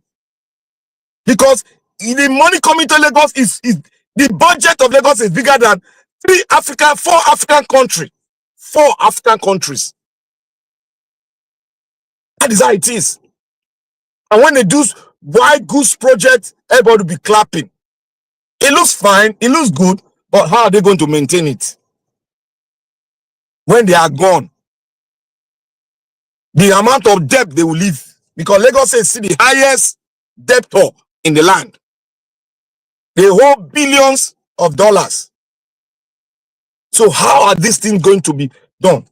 And let's move to the obedient man that went to Labour Party. Anambra State. Anambra Kwenu. Kwezenu. If una never learn from Edo State tone, make una just go replay the video of Edo State election. If you think say, oh, I will choose the man, I will not choose the party, you go enter lagoon. See, where we dey now with the sweat for Edo State. With the sweat for everywhere, our trouser, our face, our clothes, they come on water like tomorrow no day. Because the party will say, now my turn. Oh, the man is good. The man is good. The man will like make it day. We not look at the party. Anybody that put hand in Labour Party is going in for the real transactional politicking. If you were a good man, you were a strong man in obedience, can't you can go to any party and win. Any party and win if you trust yourself that you are going there to do the will of the people and not your own will. What this man is just doing is he is broke and he needs money. Because that's all the stories of Nigerian people. Oh, I want to go and help the people. The people, if you're talking about the people, get there now. They're going to control you like remote from Aso Rock. And they control drone. They no fit rig election for you. Make you not go kneel down like our Edo State governor. Go they kneel down and kiss the hands of the king. You will do the same thing. Why? Because you have gotten the throne that you wanted. You want to bear that name, the ex-governor, and reap your people of their own money. That is what you are going there for. We have heard this story before. Oh, I am coming, I'm moving, not because I want to go there for my own intention. I want to go there because of Anambra State people. Hey, swag, like, close my there. You are going there for your picking, for your wife and your family. Nothing more. If you want to fight for the emancipation of this country, you must stand your ground and remain fighting. Your intention, your ambition, you should put it aside because we have a bigger fight ahead. If Nigeria is not good, no matter the amount of money you put together, you yourself, you are a poor person. You are a poor person. The poor we live among you. Your life is not safe. You are poor because you are poor in reasoning and you are poor in thinking. You are fighting a fight to emancipate the people. Your country, that is your home where you were born. You are thinking about your ambition. Do you know how many people believed in you? Do you know how many people followed you? And now you are going to a party that have destroyed this country for well over 8 years. And you know that you cannot change them because you cannot even change them because they've gone deeper into the destruction of this nation. And it is not improving. We have all the things it takes in the world to be the best nation in the world, but they are siphoning and stealing and looting the wealth of this nation and making us go back in the days of slavery. That is what they are doing. Because of what? Because of greed, their own personal ambition over their country, over their generation. That is who you are now, going to APC. That's the person you are. Look at Nigeria, look at the Nambarian, look at the obedient. Say, I am going there for you. You can't. Because you will lie and you will stammer and lie. That is who you are. You are just a betrayer, a backstabber to the people called obedient. To the entire Nambarian, you are a backstabber. So the only party you see is APC. Because you will not use your money you will not use too much money to get into power. They will not help you get into power. And you now come and tell them, oh, I know they follow on a party again. They will throw you out like paper. The way they throw you in, they will throw you out. We should stop all this. If we want to fight, let us fight and get to the point. If it's a statement, let us get to that statement. We know that we have right on the bandwagon of faith, and our faith will justify it all. Not by your greed. All of them. I now know why Obi is even slow, because there will be a time in a movement you have to shifter the people behind you because there are tougher battle ahead. Obi is not a saint. He's not a saint. He's a book. We need to study him. He's a book, a new kind of politicking that we must understand. I might have criticized him because he's not a saint. He has his own bad part. And I have to speak it out for him to improve so that he can be widely accepted. I believe he has to go, if he has to move out of this Labour Party. Labour Party might not be a bad party, but the leadership of that party has sold his birthright to this government. That is what is happening. Because I cannot hold Labour Party hostage because of my ambition. That is satanic. Abure is satanic from the pit of hell. That is why they say, if you see quiet person, make you study and well before you jump into relationship. Because you don't know when he go react. And if he react, he go lock down. He locked down because he has taken money from the devil's table. That's why he locked down.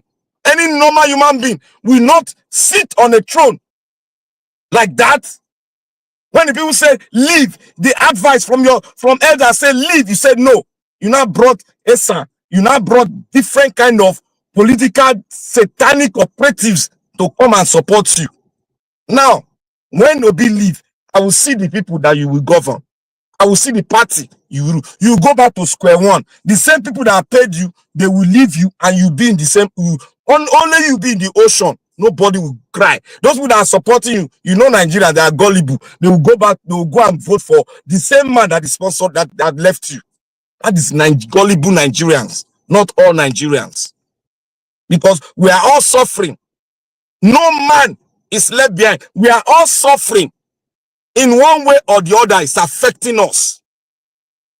So I beg Nigerians, if Peter Obi want to move, let him go into that party or PDP back and support my brother. Let him go back to that PDP. Atiku no get hand, he no get fire again. Let him go there.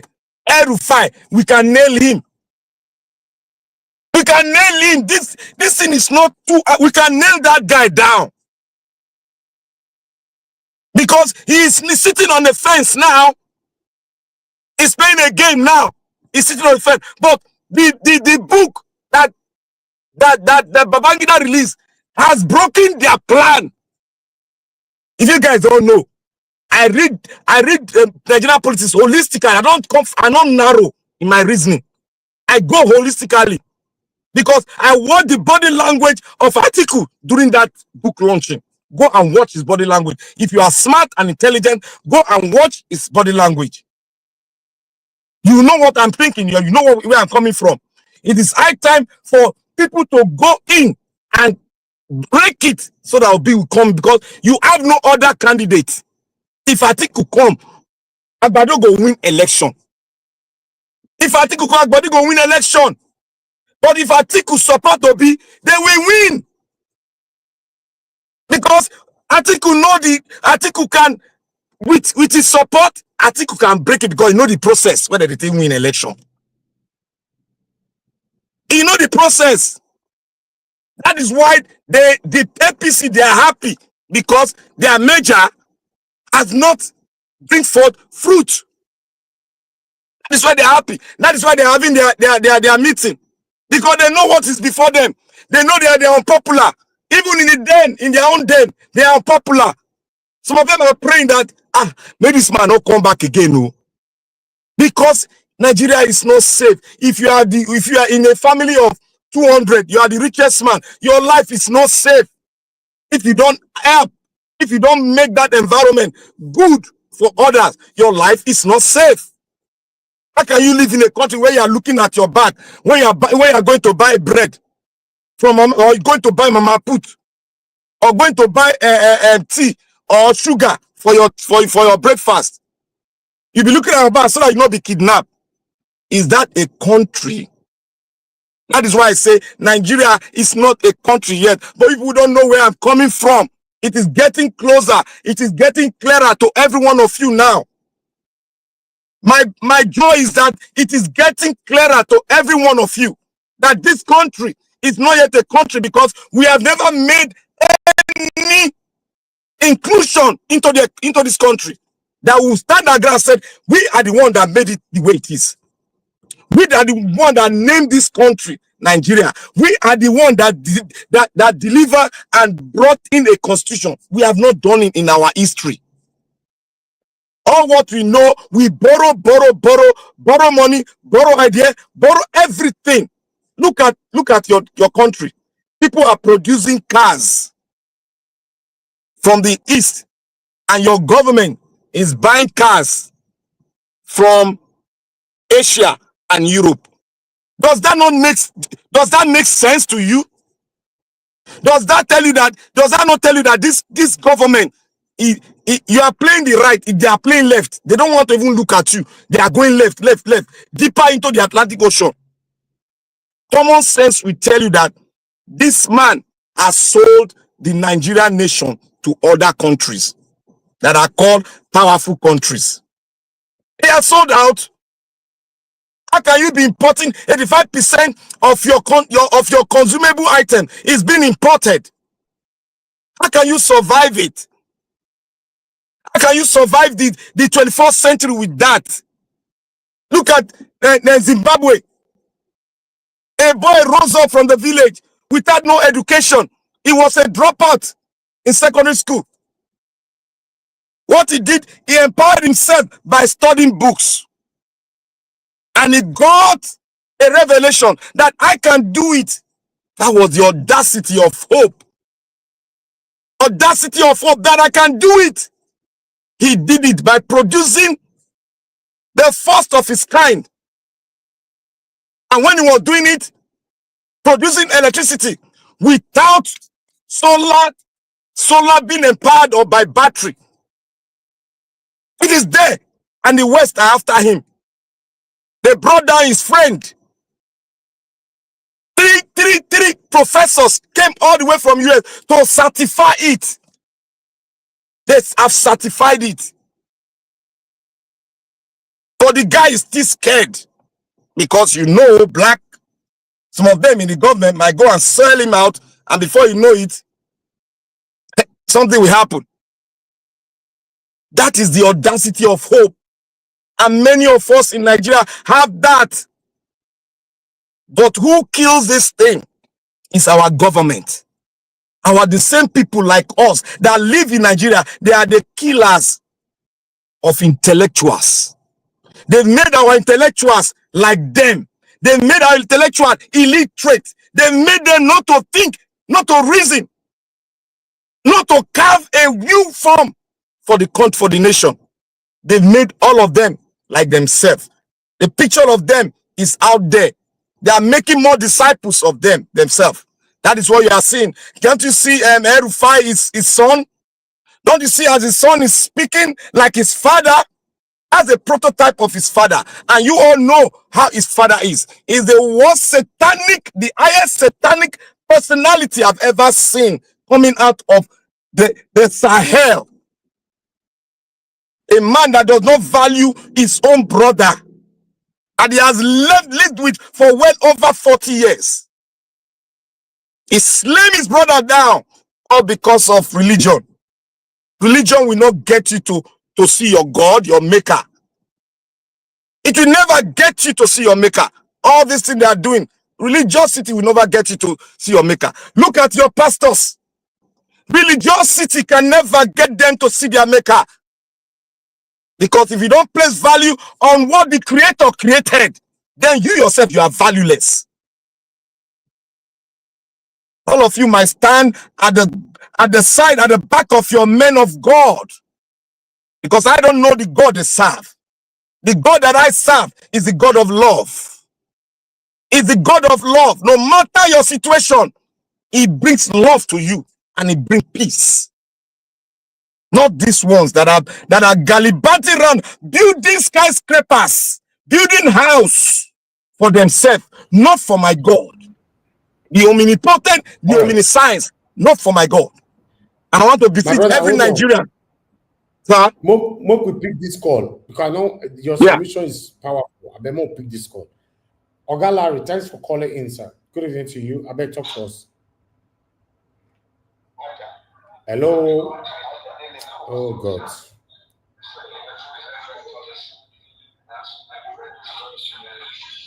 Oga Larry, wetin come dey happen now? Yeah? You call it on the show, you carry village people for nobody come. Now what? Yeah? Oga Larry did family meeting. No? Are you aware you called into this? You be calling since. Black Panther. So, as I was saying, your religious fathers, they are key to the destruction of your country instead of the other way around. Not only religious fathers, so they are traditional leaders, you know, man. All of them, they are religion. They are all, I back them into one baggage. They are all religion. They are key to the destruction of this country, quote and unquote Nigeria. Go and look at other countries. That is why I said we should not limit ourselves to acquiring knowledge. We should go and study nations, how they came about. In your studying of nation, how they rose up to defeat communism, to defeat racism, to defeat slavery, you realize that there was a people. There was a people that God created and ordained them to fight the cause of a nation, of a rebirth of a nation. Go and look at South Africa. A bishop led it. A bishop was smoked with tear gas. He was right there. He fell down on his knee. He said, I will not go back. I will see this to the latter, because I can't see my son, my daughter be slain by the people that call themselves human beings. And look at your men of God. Look at your leaders, your traditional leaders. Look at your imam. Look at what they are doing. They are aiding and abetting the destruction of their fellow human that God created. for them to minister God to. Or what are they doing? They are ministering death to them. And beg for that language. We should rise up that we owe nobody. We owe no religious people allegiance. We owe them no allegiance. The only person we owe is our Creator, the omnipotent, omniscient. That is the only person that is truth. Because the Bible says, let man be the lie and God be the truth. Men lies. Religious body, they lie. They put fear into you. When we talk about Old Testament and New Testament, go and get wisdom. In getting your wisdom, the understanding of it is very key. Jesus said it. It is not my word, it is the word of God. So you all, the imam, the Christian bodies, you are a shame to humanity. You are a shame to what you preach. That is why they said, that is why he that cannot work and labor for a family is worse than an infidel. You guys are worse than an infidel because you labor not. All you do is to exploit the people, exploit them, and take their money. You are the thief that the Bible made mention. You are the thief that the Bible made mention. I hold nobody allegiance. I hold nobody apology. The religious bodies, they are the cause. They are the catalyst for this evil to exist in our land. And they say every day, oh, where the righteous rule, the people rejoice. Where is that word in their heart? Where is the righteous that will rule us and will bring joy to us? Where is the righteous? Are you the righteous that is in bed with the unrighteous to maim us down? They better rise up and go on their knee and confess their sin and become a new person in Christ. Become a new person with your food bearer that you are following. Become a renewed person. Everybody around you see around is your brother. Everybody you see around, God made all of us in his image and in his likeness. He made us as he is. We should love ourselves. We should share the love. Love is not only in this side. Love cannot dwell in you and you don't give it out. That is not love. Love has to dwell in you, saturate in you, and you give it out. That is love. The love of God bringeth peace to the land. These men of God, the imam, they are not preaching peace. They are preaching the heaven they want to go. Meanwhile, they are buying private jets. Meanwhile, they are building mansions. But they come to you, the poor, and preach heaven. Jesus told the rich man, he said, for you to follow me, can you give your wealth out? What did he do? He rebuked Jesus. Go and ask your man of God. Go and ask your imam. Go and ask your chief. Can you give your wealth out and follow your creator? They will never do that because they worship Mammon. That is why Elijah slain the people that worship Mammon.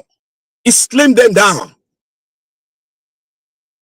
We are sitting here, we are watching them preach heaven to us.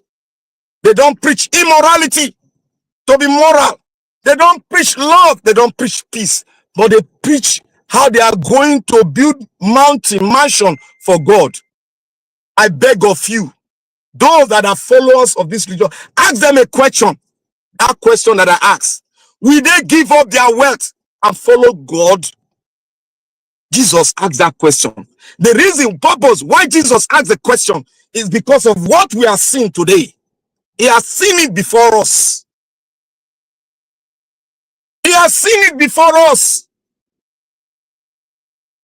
If Jesus can forgive a thief on the cross of Calvary and say, you will be with me, with my Father, you will be with me. Is that not love? Go and meet your pastor. Say, pastor, I need one to do this. He will tell you to go and fast and pray. Is that what Jesus taught when he was feeding the multitude. Was that what he taught? Even the followers of the pastors in Nigeria know that their pastors are, most of their pastors are just there for business. They have trained them. They have trained them. They know. So we shouldn't be blaming the pastors. We should blame the people who allow themselves to be conned. Yes, the people knows that I am challenging them by bringing the picture of their man of God to them. So they should be challenged if they have common sense in them. You don't pay allegiance to your man of God. You pay allegiance to your creator, because your man of God cannot create you. My brother, most of them celebrate their pastors. They worship their pastors. Yes, that is what they were taught. Yes. Because the Bible said, train up a child in the way of the Lord, so that he will not depart.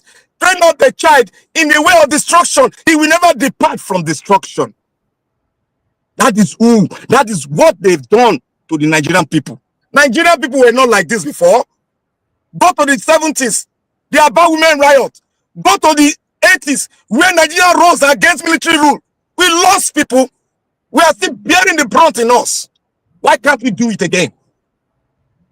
Are we saying our heroes, what they've given to us, we should trash it? We are all afraid. Let's hear from Prince Akwashi. Is thank you. In.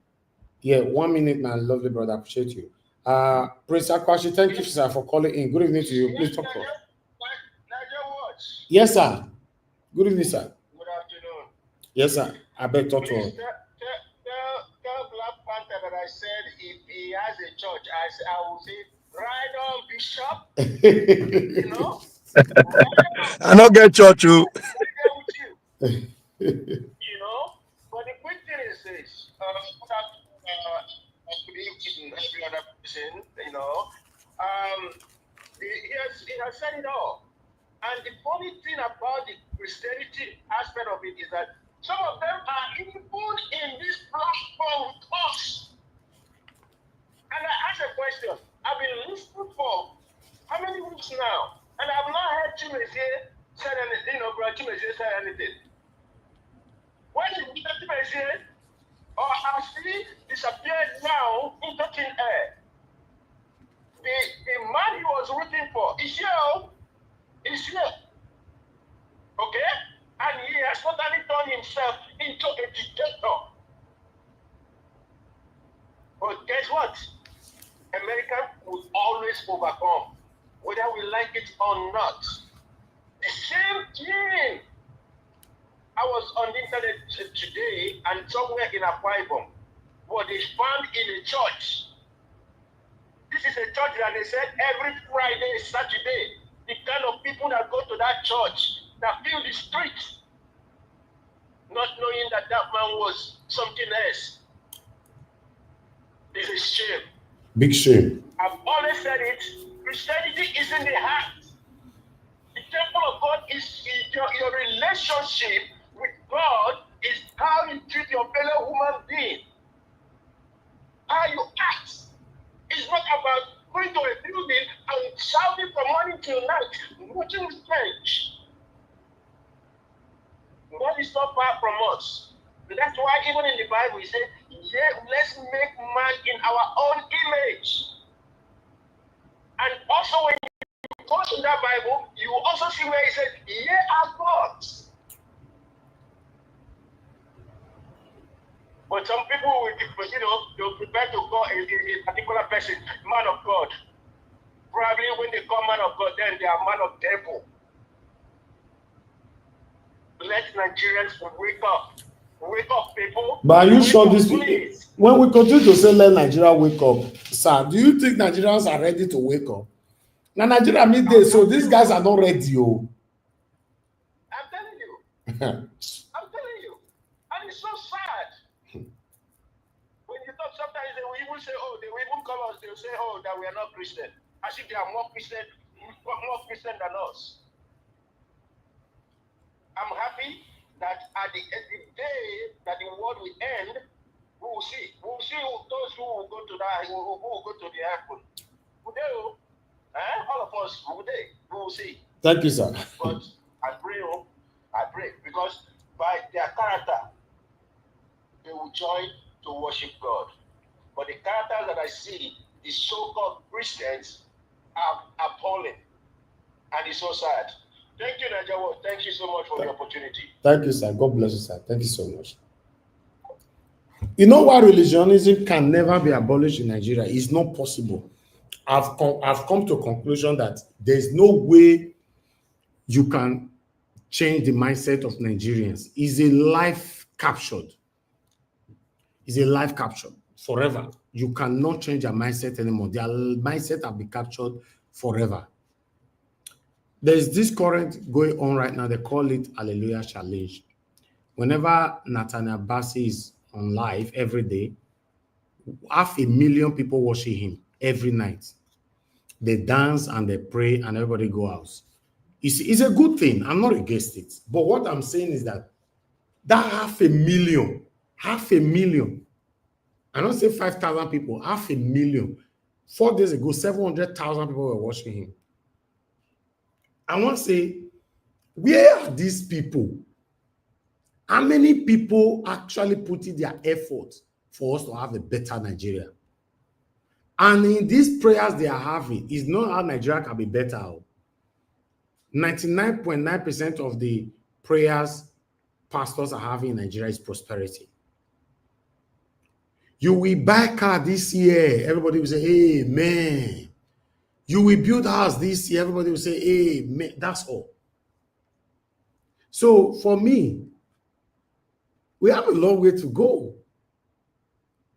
Nigeria is one of the most prayerful countries in the world. And we are one of the most poorest country amongst other countries in the world. Very, very sad. We have a long way to go. So in terms of, oh, Nigerians, wake up. Oh, now lie. Okay. Wake up where? What will Nigeria mean this? People that doesn't talk about what is affecting them. They know they talk. Okay, anybody listening to me today, I want to give you an assignment. Anybody listening to me right now, I want to give you an assignment. Please come back with your assignment, you know, with your response with this assignment in the next 48 hours. When we finish our broadcast, try to go to Instagram or TikTok. These two, yeah, Instagram and TikTok. You know, late evening like this, try and join one of their lives.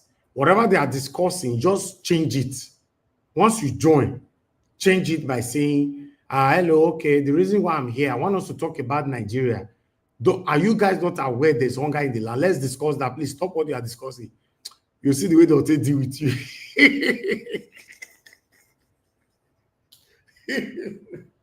The way they'll deal with you, just try it. Commit of a triumph. They beat me where. They see, I mean, they beat me that day. They not go agree. My brother. They say, come on for here. Now only you love Nigeria. I beg, don't change our topic. They beat me. I say, wow. So, my people, these people, they are not interested. Nigeria have come to a level where everybody is making money for themselves. They have the mentality right now that if you can have money, look after yourself and your family, then forget about government. That's what everybody is doing right now. So because of that mindset, we have a long way to go. Nigeria will not change anytime soon. I bet you out. Except miracle happen through a candidate that will win who pretentiously deceived other satanic elites just to come into power. But at the end of the day, he will not betray all of them and do the right thing. Except that. But anybody that will come in to campaign with, oh, everybody that have ruled us before all of them don't died, you are finished, you're not going to win, you're not going to enter there. Like, come on, let's so worry. They're not going to let her ever rule. Lie. No, they're not letting her ever be president. How? They're not letting her rule. Because they already know that, come on, let's so worry. You're not going to take one motor, we go take put all of them for one cage. I have to salami tell him now. You remember? He said if you become president, a lot of us go wrong come over here. Yes. No, even Deji also talk and say if those people will never want Omoyele to be president because they know within 4 weeks, all of them they are already caged, all of them. So Omoyele would have already told them who he is and what he will do. So are you telling me these people will not give you power easily like that? You have to be the kind war of Saddam Hussein versus American government there. Exactly. Where you have to go and capture them inside Asoro, capture their children, capture everything. Cover them up. Exactly. For that to happen. If not, it's not possible. They will not let you because they already know that you are coming to deal with all of them. So my people, I'm only doing my part. I am a wonderful panelist here, my callers, my commenters. All of us are just doing our part. But if you want me to be straight, it doesn't look like that Nigeria that you and I craving for will have it anytime soon. No, oh, you're old. Black Panther will come old. I go leave their country now for them. Now I'm going to show to every country. Somebody told me that he said this Nigeria that you like now, time will come now. To even visit Nigeria will be a problem for you. I said, why? He said you will not like it anymore. I said, I pray might not reach that situation. And your pray may not happen because not be my wish. But for the guy don't see the front though. Now make a talk. You know how many people don't move from this Nigeria? They don't spend 20 years. Later they move back again. My auntie, may I tell you one story? My auntie, she's a pharmacist. Yeah. And she be godmother of all my children. I say, when did they go? He say, oh, he won't go back to Nigeria because his husband get one small factory. He say, well, not tell and say, you won't go where? You know they follow what they happen. Make I tell you, I sit down what they happen. I tell her, say, if Agba don't enter, if he enter, now you go wrong, come back. Now I read there, never even reach two months. Agba don't enter power. He never even reach 1 week. The woman don't fly like emergency aircraft. He enter and with all the children, he remove all of them from school. This now person where get house for Abure area for Lagos. Abure. Where get money, na millionaire for year. Na pharmacist too, na doctor, na DR, after DR, na be all the other name. For you to attend that level for year. You see him? She run, come back to America. That's why sell all the property. He come here, don't buy him again. Because she got money. This country is not encouraging, it's not also encouraging Nigerians in diaspora, to come living. I'm telling you. Now with this and I tell you, say, do you know what it takes and how much it costs to be living in a country where there's no light? There's no light. If not what I'm doing here, it'd be difficult to just be here. Nigeria is stressful. And the reason why you have to be here while you are engaged in something like that, because you don't have anybody to trust. If you dare to travel back, you are finished on earth and in heaven. You don't need the people.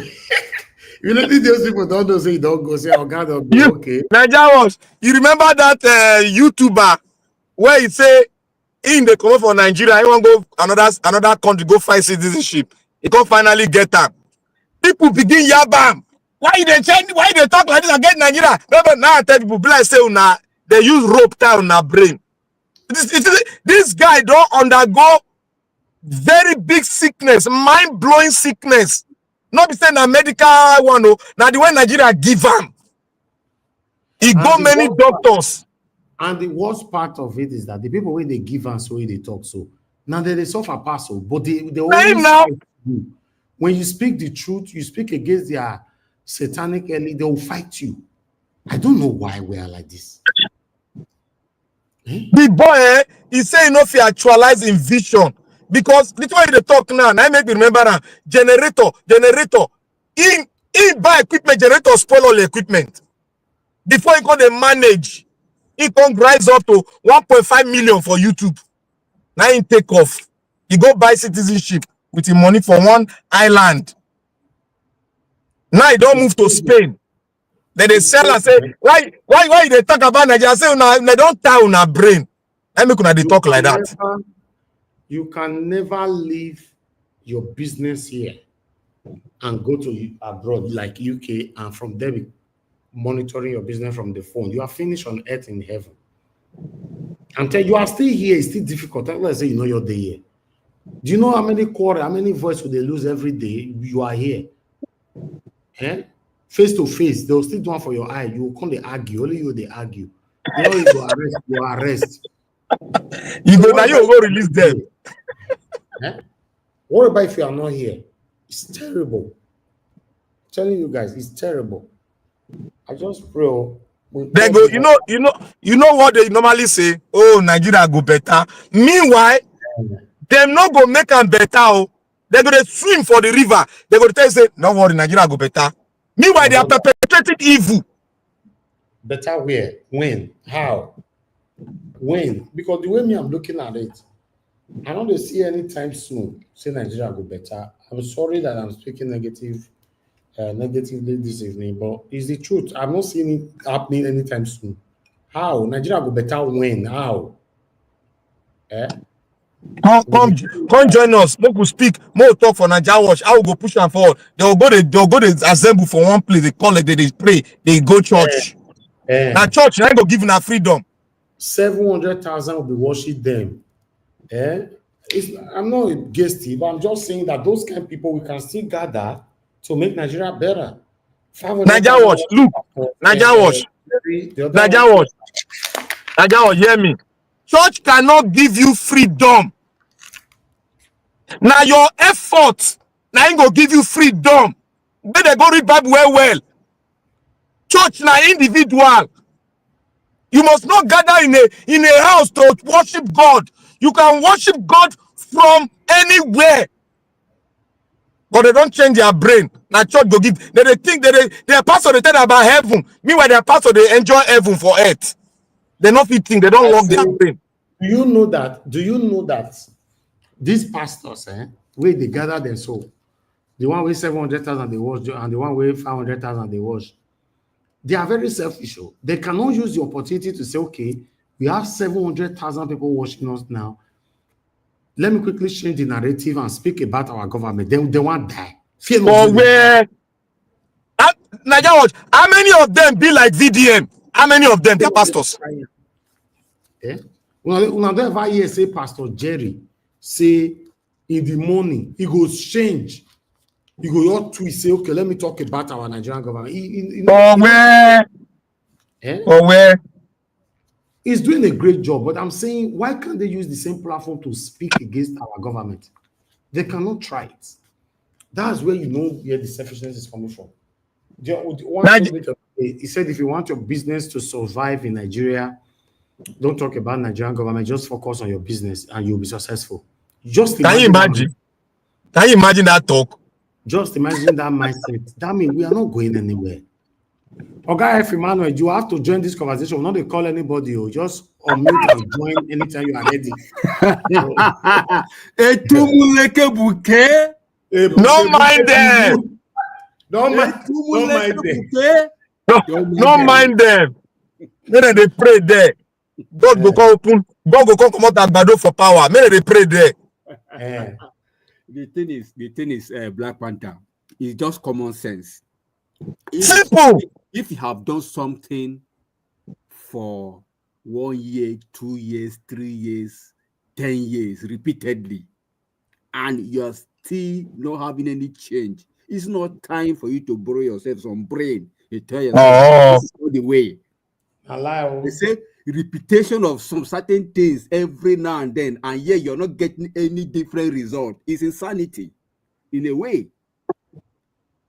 That's the truth. It's insanity. So if you want to see a change, even if in your personal life, let's keep church now aside, even if it's your personal life, what you've been doing for years, let's assume you've been giving tithe for years, giving offering for years, going to church for decades, and praying prayer for decades. No dividends. Sir, the only dividend of that is your spiritual well-being. But unfortunate thing there is we live in a physical world. And this world we live, God himself has given unto men, sons of men, to occupy. Thank you, my brother. God will bless you for that word. How do we occupy? What are you occupying with? He has given us everything that has to do with life and godliness. He has given to you. He has given to every human being.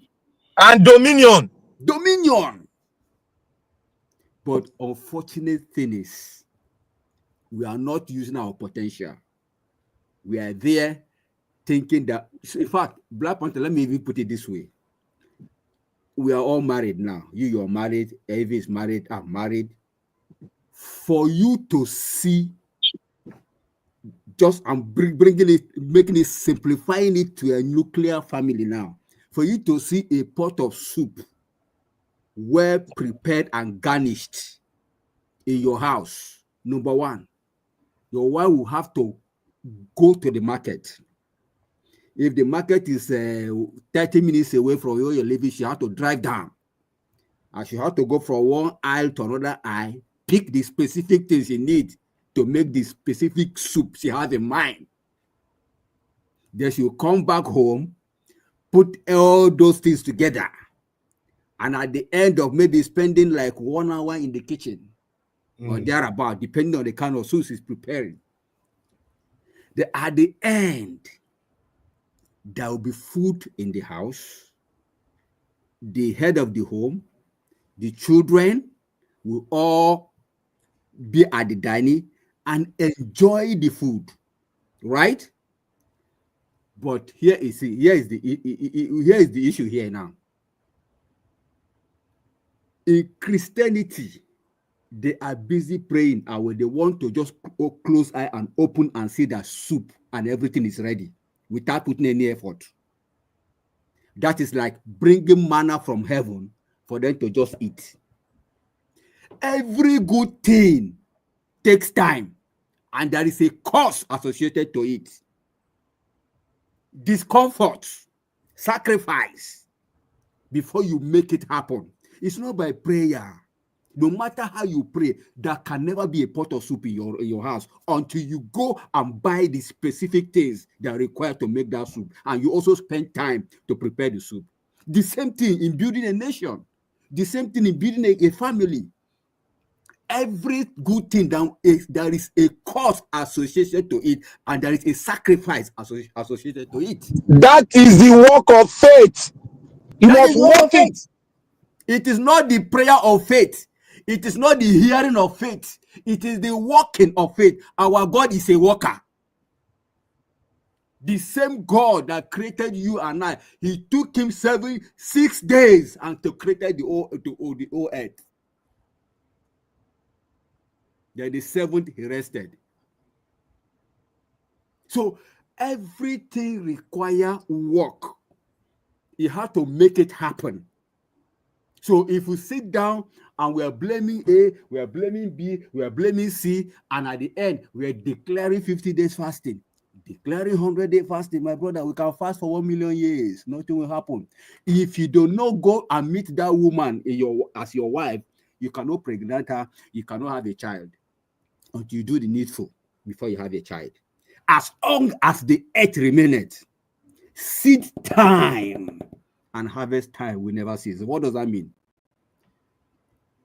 Seed is the work where you plant, where you till the ground, and you put a seed and cover it and nurture it. Give it some time. It will grow. Even if it's an armed robber that sowed that seed, it will grow. Even if it's a Father Francis, it will still grow. Whoever the person is, as long as the principle is applied, the earth is ready to give you what you want. So if we sit down with all we do is praying, we go from program to program, my brother, we will leave nothing for our children. We'll keep going from one program to another program. No, sir, it's wrong. I'm not against serving God. I'm not against Christianity. I'm not against churches. But the thing is, the number of churches, just like Peter Obi said before, has outweighed the number of industries that we should have. Go to China and count how many churches that are there. Does it mean that they don't serve God too? They serve too in their way. But first thing first, if you don't build, if you don't do anything, all you do is prayer, my brother, you have automatically invited hunger upon your life. Automatically. So that's what is affecting us today. Everybody is there grabbing what he or she can take. The politicians are grabbing. The religious body are grabbing. The traditional rulers are grabbing. Everybody is a grabber in one way or the other. Then how can we make progress? How can we make progress? So, my brother, Nigeria has become a country where we pray for everything. Everything we pray for. Everything to get work, go say go pray. Everything. Don't apply, you go pray. Can you imagine? You know, go write application, that's why you go pray. You go one chop. Pastor say go and pray. Pray harder. But do you know that sometimes when I sit down and think about this prayer, if you check it very well, if you just calm down and think very well, is an atom of faithlessness. Because atom of faithlessness and atom of unbelief, you feel that it's only when you pray that God will answer. God will bless you, my brother Emmanuel. God has given you everything. Just go and he told Peter, launch into the deep, make a move. Faith without work is dead.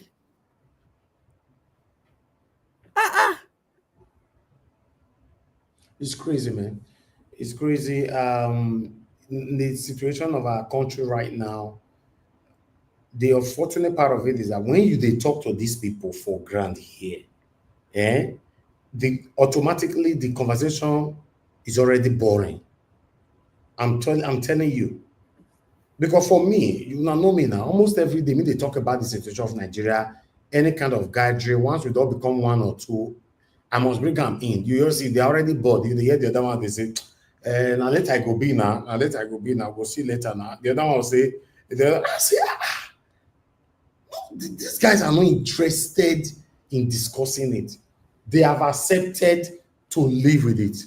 That's all. Just live with it. It's crazy. They don't tire. It's crazy. So that's why our politicians will continue to do what they are doing, because they already know that pastors are helping them. Pastors, because a lot of people that are suffering in Nigeria, the quickest place they can run to is church. They believe that, yes, God that can help me to pay my rent. It's God that can help me to find food tomorrow. It's God that can, yes, of course, not God, but only through hard working. You cannot pray to God, make it give you food tomorrow, make God take my money, make it give you by fire, by force. No, it's only through hard working. So we have a long way to go, my people. Let's continue to do our part, but I'm not sure our part can change anything in this generation. I hope I'm proving wrong, but I'm not sure. For this Nigeria watch. Let me tell you this thing. There will be a fight, but we don't know when the fight will happen. There will be a fight. That fight with the talk, so you go do tele. It will be my joy to see that fight than to see dollars all over the place waiting for God to give them food to chop. That fight so go hard. Nigerians too like enjoyment. The thing is that my worry is people don't follow God with knowledge. God no be mumu. God himself no be mumu. He said, let him that does not work not eat. If you check his they know they read that part for them. They not read that for church. 2 Thessalonians 3 verse 10 is there. The same Bible they carry every day to go to church to pray. Let him that does not work does not eat. You go say that one God wicked. What can't be this one now? They know they read them. They say, if you don't pay your tithe, you are stealing from God. Now the only person they read with that. The Bible says, is it talking to you? How can you steal? How can you steal from God? Now they ask the question. Sure. And the tithe will be money. We have a long way to go, my people. These guys are not ready. Let's just continue to accept them and do our parts. 2027 is around the corner. Everywhere was very soon now. From June this year now, every media will start busy again. You see all their recruited satanic money go the flow. Yes, now, and all their satanic recruited media will now come out and start speaking against people like us. They will now start coming. You see them more often on the comment section, and they'll be insulting us. Some of them will join the panel. They will insult us. You know that's so now. That's so. Yes. Why some of the people who will never see Telete, will never enter this platform, you know, that work with these satanic people, they'll come to join this platform again. We know all of them, you know. So what do we know? I appreciate every one of you, my people. Let's have our final submission to 2 minutes. Black Panther, 2 minutes. And Mr. F. 2 minutes. I want to thank you. This opportunity to thank you for not relenting. I want to thank F. Emmanuel for not relenting, and many others that are busy. I want to thank everyone. Let us continue to speak. Let us continue to educate. I want to also say concerning Kanu, let us continue to preach that Kanu must be free. The eyes has been broken. The secret, the lie have been broken. Truth has come to pass. Kanu should be free. And I also want to put my voice to Natasha, the senator, representing the people, not representing in her pocket, but the people. She has spoken. I want to call on all the Amazons around the globe that are Nigerian. Please rise up, come out and speak for her. She needs to hear your voice. She needs to see you. Come out and speak for her. An injury to one is injury to all. We need to stay by the side of the truth. And Natasha is speaking the truth. Let us, all of us, stand beside her. Whether you are a male, whether you are a female, we should all stand with her. Most especially the women that are castigating her, that are saying she's rude. The men that are saying she's rude. Wake up from your slumber. Stop being greedy and look at the rainbow. Natasha is telling you the colors of the rainbow. Rise up and stay by her. Let us see this through. Naija Watch, may God bless you and keep you in good health so that we can continue the struggle. In good health, we will be strong to fight. Thank you very much. God bless you, my brother. I'm happy that you raised that. You know, she have demanded now, Senator Natasha demand live broadcast of Senate probe. You know, she's the first female now that is challenging the number 3 man in Nigeria, challenging Akpabio like nothing they happen. Now one person they die. You know, Senator Natasha Akpoti Uduaghan PDP Kogi Central has called for the Senate probe proceeding to be broadcast live to ensure transparency, referred to the Senate Ethics and Disciplinary Committee following a dispute with Senate President Godswill Akpabio over seating arrangement. Akpoti stated she is prepared to face the panel, but insists the proceedings must not be held behind closed doors. You see, she's ready. So on her quote here, this petition came to my notice a few hours ago. She wrote, in as much as I have refrained from public speaking on the matter and a lot of occurrences at the Senate under the Senate President Akpabio, it's about time I break my silence. Hey God, see threats. This one alone, I want to break my silence because she wants the whole world to listen. That's why she wanted to be broadcasted live. Then she went on. Arise News, the lawmaker made an open request to be invited to speak on the issues on national TV. Arise News set a date and I shall be in your studio in person. Spare no questions, she wrote. And to Nigerians, please be sure to join the probe, which I shall insist would be covered live. The next few days and weeks shall be interesting, but will not shape the standard quality of Nigeria's leadership. You know, Sam, how many people can do this? How many people? I join your voice, my lovely brother Black Panther, for Nigerians to stand by this woman. Because what she's speaking, she's not just speaking for her constituents right now, she's speaking for Nigerians. You know, thank you. Elga F. Emmanuel. Go ahead, sir. Your 2 minutes. Wow. Thank you, sir. In fact, the way I'm saying this thing, these brokers, foul nyash, plenty foul nyash go open. Plenty. Things that we know nothing about will be made known. They said 99 days for a thief, only 1 day for the owner. So I'm happy that this is happening. Let us stand our ground and make sure that every hidden hiddens, and every hidden agenda will be made known, so that all those cabals seated there in the name of senators, their annals will be open. Guys, for that. Therefore, our country, Nigeria, 2027 is 2 years from now. 2027 is 2 years from now. Nigerian people, what are your plans?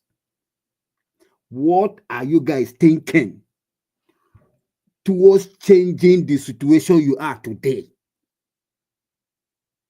That should be in your mind every second. What are we going to do to liberate ourselves from this mayhem, from this dungeon, from this slavery and suffering? Are you going to enjoy it the end of 2027? Or you still want to roll and romance with the government or the powers that be? Or you just fold your hand and be looking and be complaining? If you do nothing, you will remain where you are. If you do something, at least you will see a change. It's as simple as that. If you stand up and do something, things will change. If you only sit down, fold your arm, and be complaining, nothing changed by complaining. Nigeria is not a country where you just make only complain and you think they will listen to you. So after all, Nigeria, they can take anything. So they have seen us finish. So this time around is not a time of keeping quiet or doing nothing. It's a time of talking and also doing something. Doing the talk. Doing the talk. The time has come for us to do the talk so that we can change our situation. Otherwise, whether we like it or not, our young ones are watching us. Our children are watching us. Whether we are acting rightly or we are just mute. If we are mute, I guarantee you they will be mute. It's after all, my father was there. He didn't do anything. It's me that will come and do it. But if they see that their father is fighting, is making effort, then they will be moved to follow suit. It's as simple as that. If you want to get the result of anything in life, something must be done.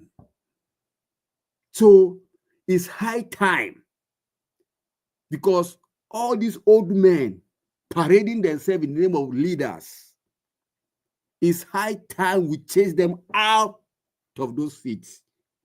And we youths, the young generation, we align ourselves with young mind, with recent reality. The world has changed. This is a time we should all embrace change in our life and move forward. Otherwise, one day we will sit down and AI will now become our president. AI, artificial intelligence, AI. The time is now. Let's wake up. If we'll be sleeping, let's wake up. Thank you. AI will have become our president. So now. not visit for Nigeria. Nothing. Buhari no rule. AI. Voila. Buhari no be AI. He rule now. If you don't reach the one where AI be our president, go wrong, go UK back. I beg. I don't want the other AI. Because I beg, go. What a country. Anyway, but the truth is, as far as I'm concerned, as of right now, nobody can remove Tinubu in 2027. It's not possible. That's just the truth. Who want to remove Tinubu? How? Mention the politician they want to remove Tinubu for 2027. The only threat why I believe that Tinubu will get for 2027 now, say the Northerners are putting their heads together not to vote for Tinubu. Then they go do it the other way around. Elvis he never can tell. Oh. He never can tell. No, look, if the Northerners say then go combine, the whole South and Southeast, they go combine with Agbado, you don't know. It go become fight against North and South. Exactly, because the way they go now, the way the Northerners are trying to fight Tinubu now, to me, it looks very, very selfish and biased. So you cannot expect me to join the Northerners, man, they beat Tinubu. I will never do that. Because these same people now, when they cry, now they don't beat Buhari like that during the time of Buhari in 8 years. And all of them are complaining. They not even try themselves 1 inch. So anyway, we've come to the end of the broadcast, my people. 3 hours, that's perfect. And I want to appreciate you, my brother Black Panther. Thank you very much for your time with me here every day. I appreciate you. Thank you very much, Oga F. Emmanuel, for coming in today to put your voice to this. That you're able to bouquet. I don't know how you tell the talk. Bouquet. I beg, no pray for AI, make on rule also. I beg, people are bouquet, I'm good that side. You don't need the AI. I beg. Why would they so? If we say Tinubu, you see the real because he confirmed the other day, say, they watch social media anymore. AI not go watch at all. AI go deal with you, I like. Mr. Elvis, what about this your people where they say don't mind it? How far with the case now? We do now. On the 3rd of March, now be the bigger one. We'll give that's on Monday. Yes, Then they prepare the result. We are waiting. On Monday, we'll come here. You guys should look out for me during the day. Obviously, by God's grace, 7 p.m. we are always here, but always look out for me just coming out randomly, in case there's a update. We'll pass I'm here for you all. It's going to be Easter package. Exactly. Wow. Yes. I appreciate every one of you, my people. Thank you so much. We've come to the end of the broadcast. Thank you very much, Oga F. Emmanuel, once again. Thank you, Black Panther. And I'd like to quickly appreciate those of you that supported the channel today. Blessed Lady, thank you very much. I'm very, very grateful. Stella Imasevedo, thank you very much, man. I'm very, very grateful. Kiss Dogeraki, thank you very much. I'm very, very grateful. And my brother Jaja, thank you very much. God bless you. I'm very, very grateful. God bless you all, my people right there. Mother of all Mommy Diaspora, thank you very much, Mommy. I appreciate you always for all that you do. Thank you very much, Mike Akambare, Peggy Modi. Thank you very much, Marquis Leogerahi, Amaka E. Thank you, my people. Michael Oganamaro. Thank you, my wonderful people right there. Pius Moye, thank you for joining us today, sir. I appreciate you. Thank you so much, everyone right there. We've come to the end of this broadcast. We Desmond, thank you. Those of you that call into the show, and an origin, God Larry, and God Prince Akwashi. Thank you, my people. God will bless you. Guys, do your part by pressing on the like, help us to share. If you are joining us later on or watching this particular video later on, endeavor to like, share. Also leave us a comment. And I can see most of you are doing it now. God bless you all. Many of you now leave a comment by tagging the person you are commenting. Not that. So we want to leave a comment before you say, this man, what are you saying? And the man will talk for that broadcast that day, the past 78, you can say, this man, what are you saying? Which man will you? Which man? So always know how to put in your sentence. Just put and say, at Niger Watch, na you, na hen. Go ahead, at Black Panther, at F. Emmanuel. Just, yes. Because I they call their name from beginning and I they call their name at the end of their submission. So you always remember their name so that we know where the comment is going. Because listen, all this review, all of us need them. Don't feel like, oh, we might feel bad and all that. Always leave us a good feedback, review. We need it. Not satanic one, no. You know, some people, they're always there to give you something that will turn you off and all that. We also have a button for that. A button is a button that was created for satanism. We have it. So if you leave any agbas for me and my panelists, get the whole office say I do you, but just leave us. It doesn't matter if you disagree with us, put it right there. Tag me, tag anybody, it doesn't matter. Your comment is very, very helpful. It gives us a better path to do better for you tomorrow. My people, we've come to the end of this broadcast. I'll see you guys again tomorrow, my people. Fingers crossed. And so we see Amo.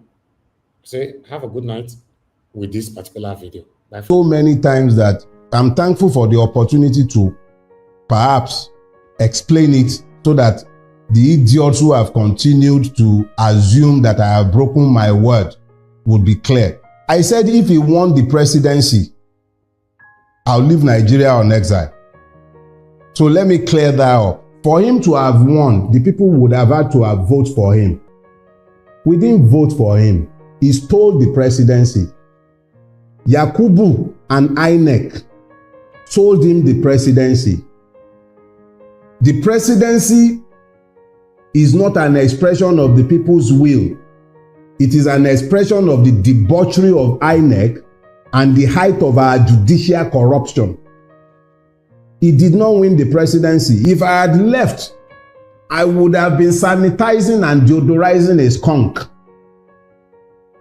If nothing else, I rise and fall by my word.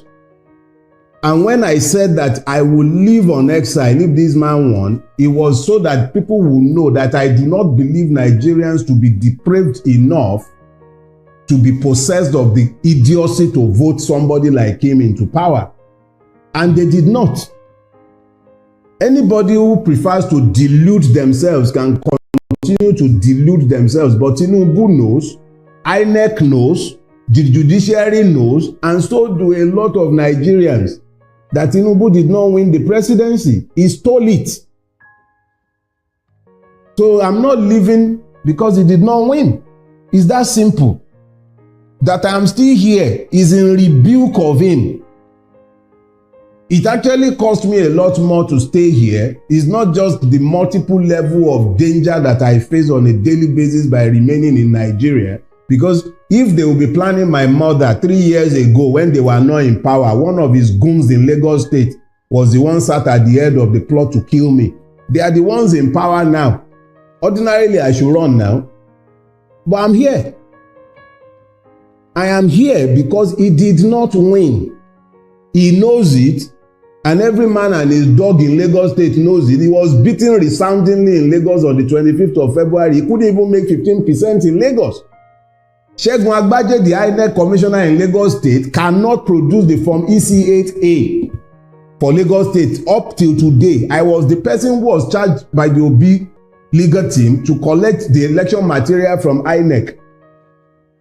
He could not, up until today, INEC in Lagos State cannot give us the form EC8A, which is the polling unit level result. Because they know he lost. He lost woefully. He was thoroughly rejected across the length and breadth of the state that he has held hostage. For 24 years as at that time, he lost. So how much more the other parts of Nigeria? Let them continue fooling themselves. He has snatched it, grabbed it, but he can't run with it. And that's why we are all in the mess that we are in today.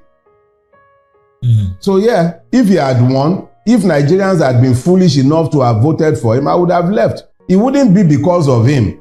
It would be out of protest that I could be stuck with such evil people who would have found the grace to vote for somebody like him.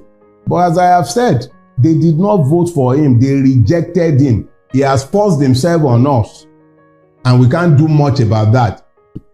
But I'm not going to legitimize his stealing by leaving. He didn't win.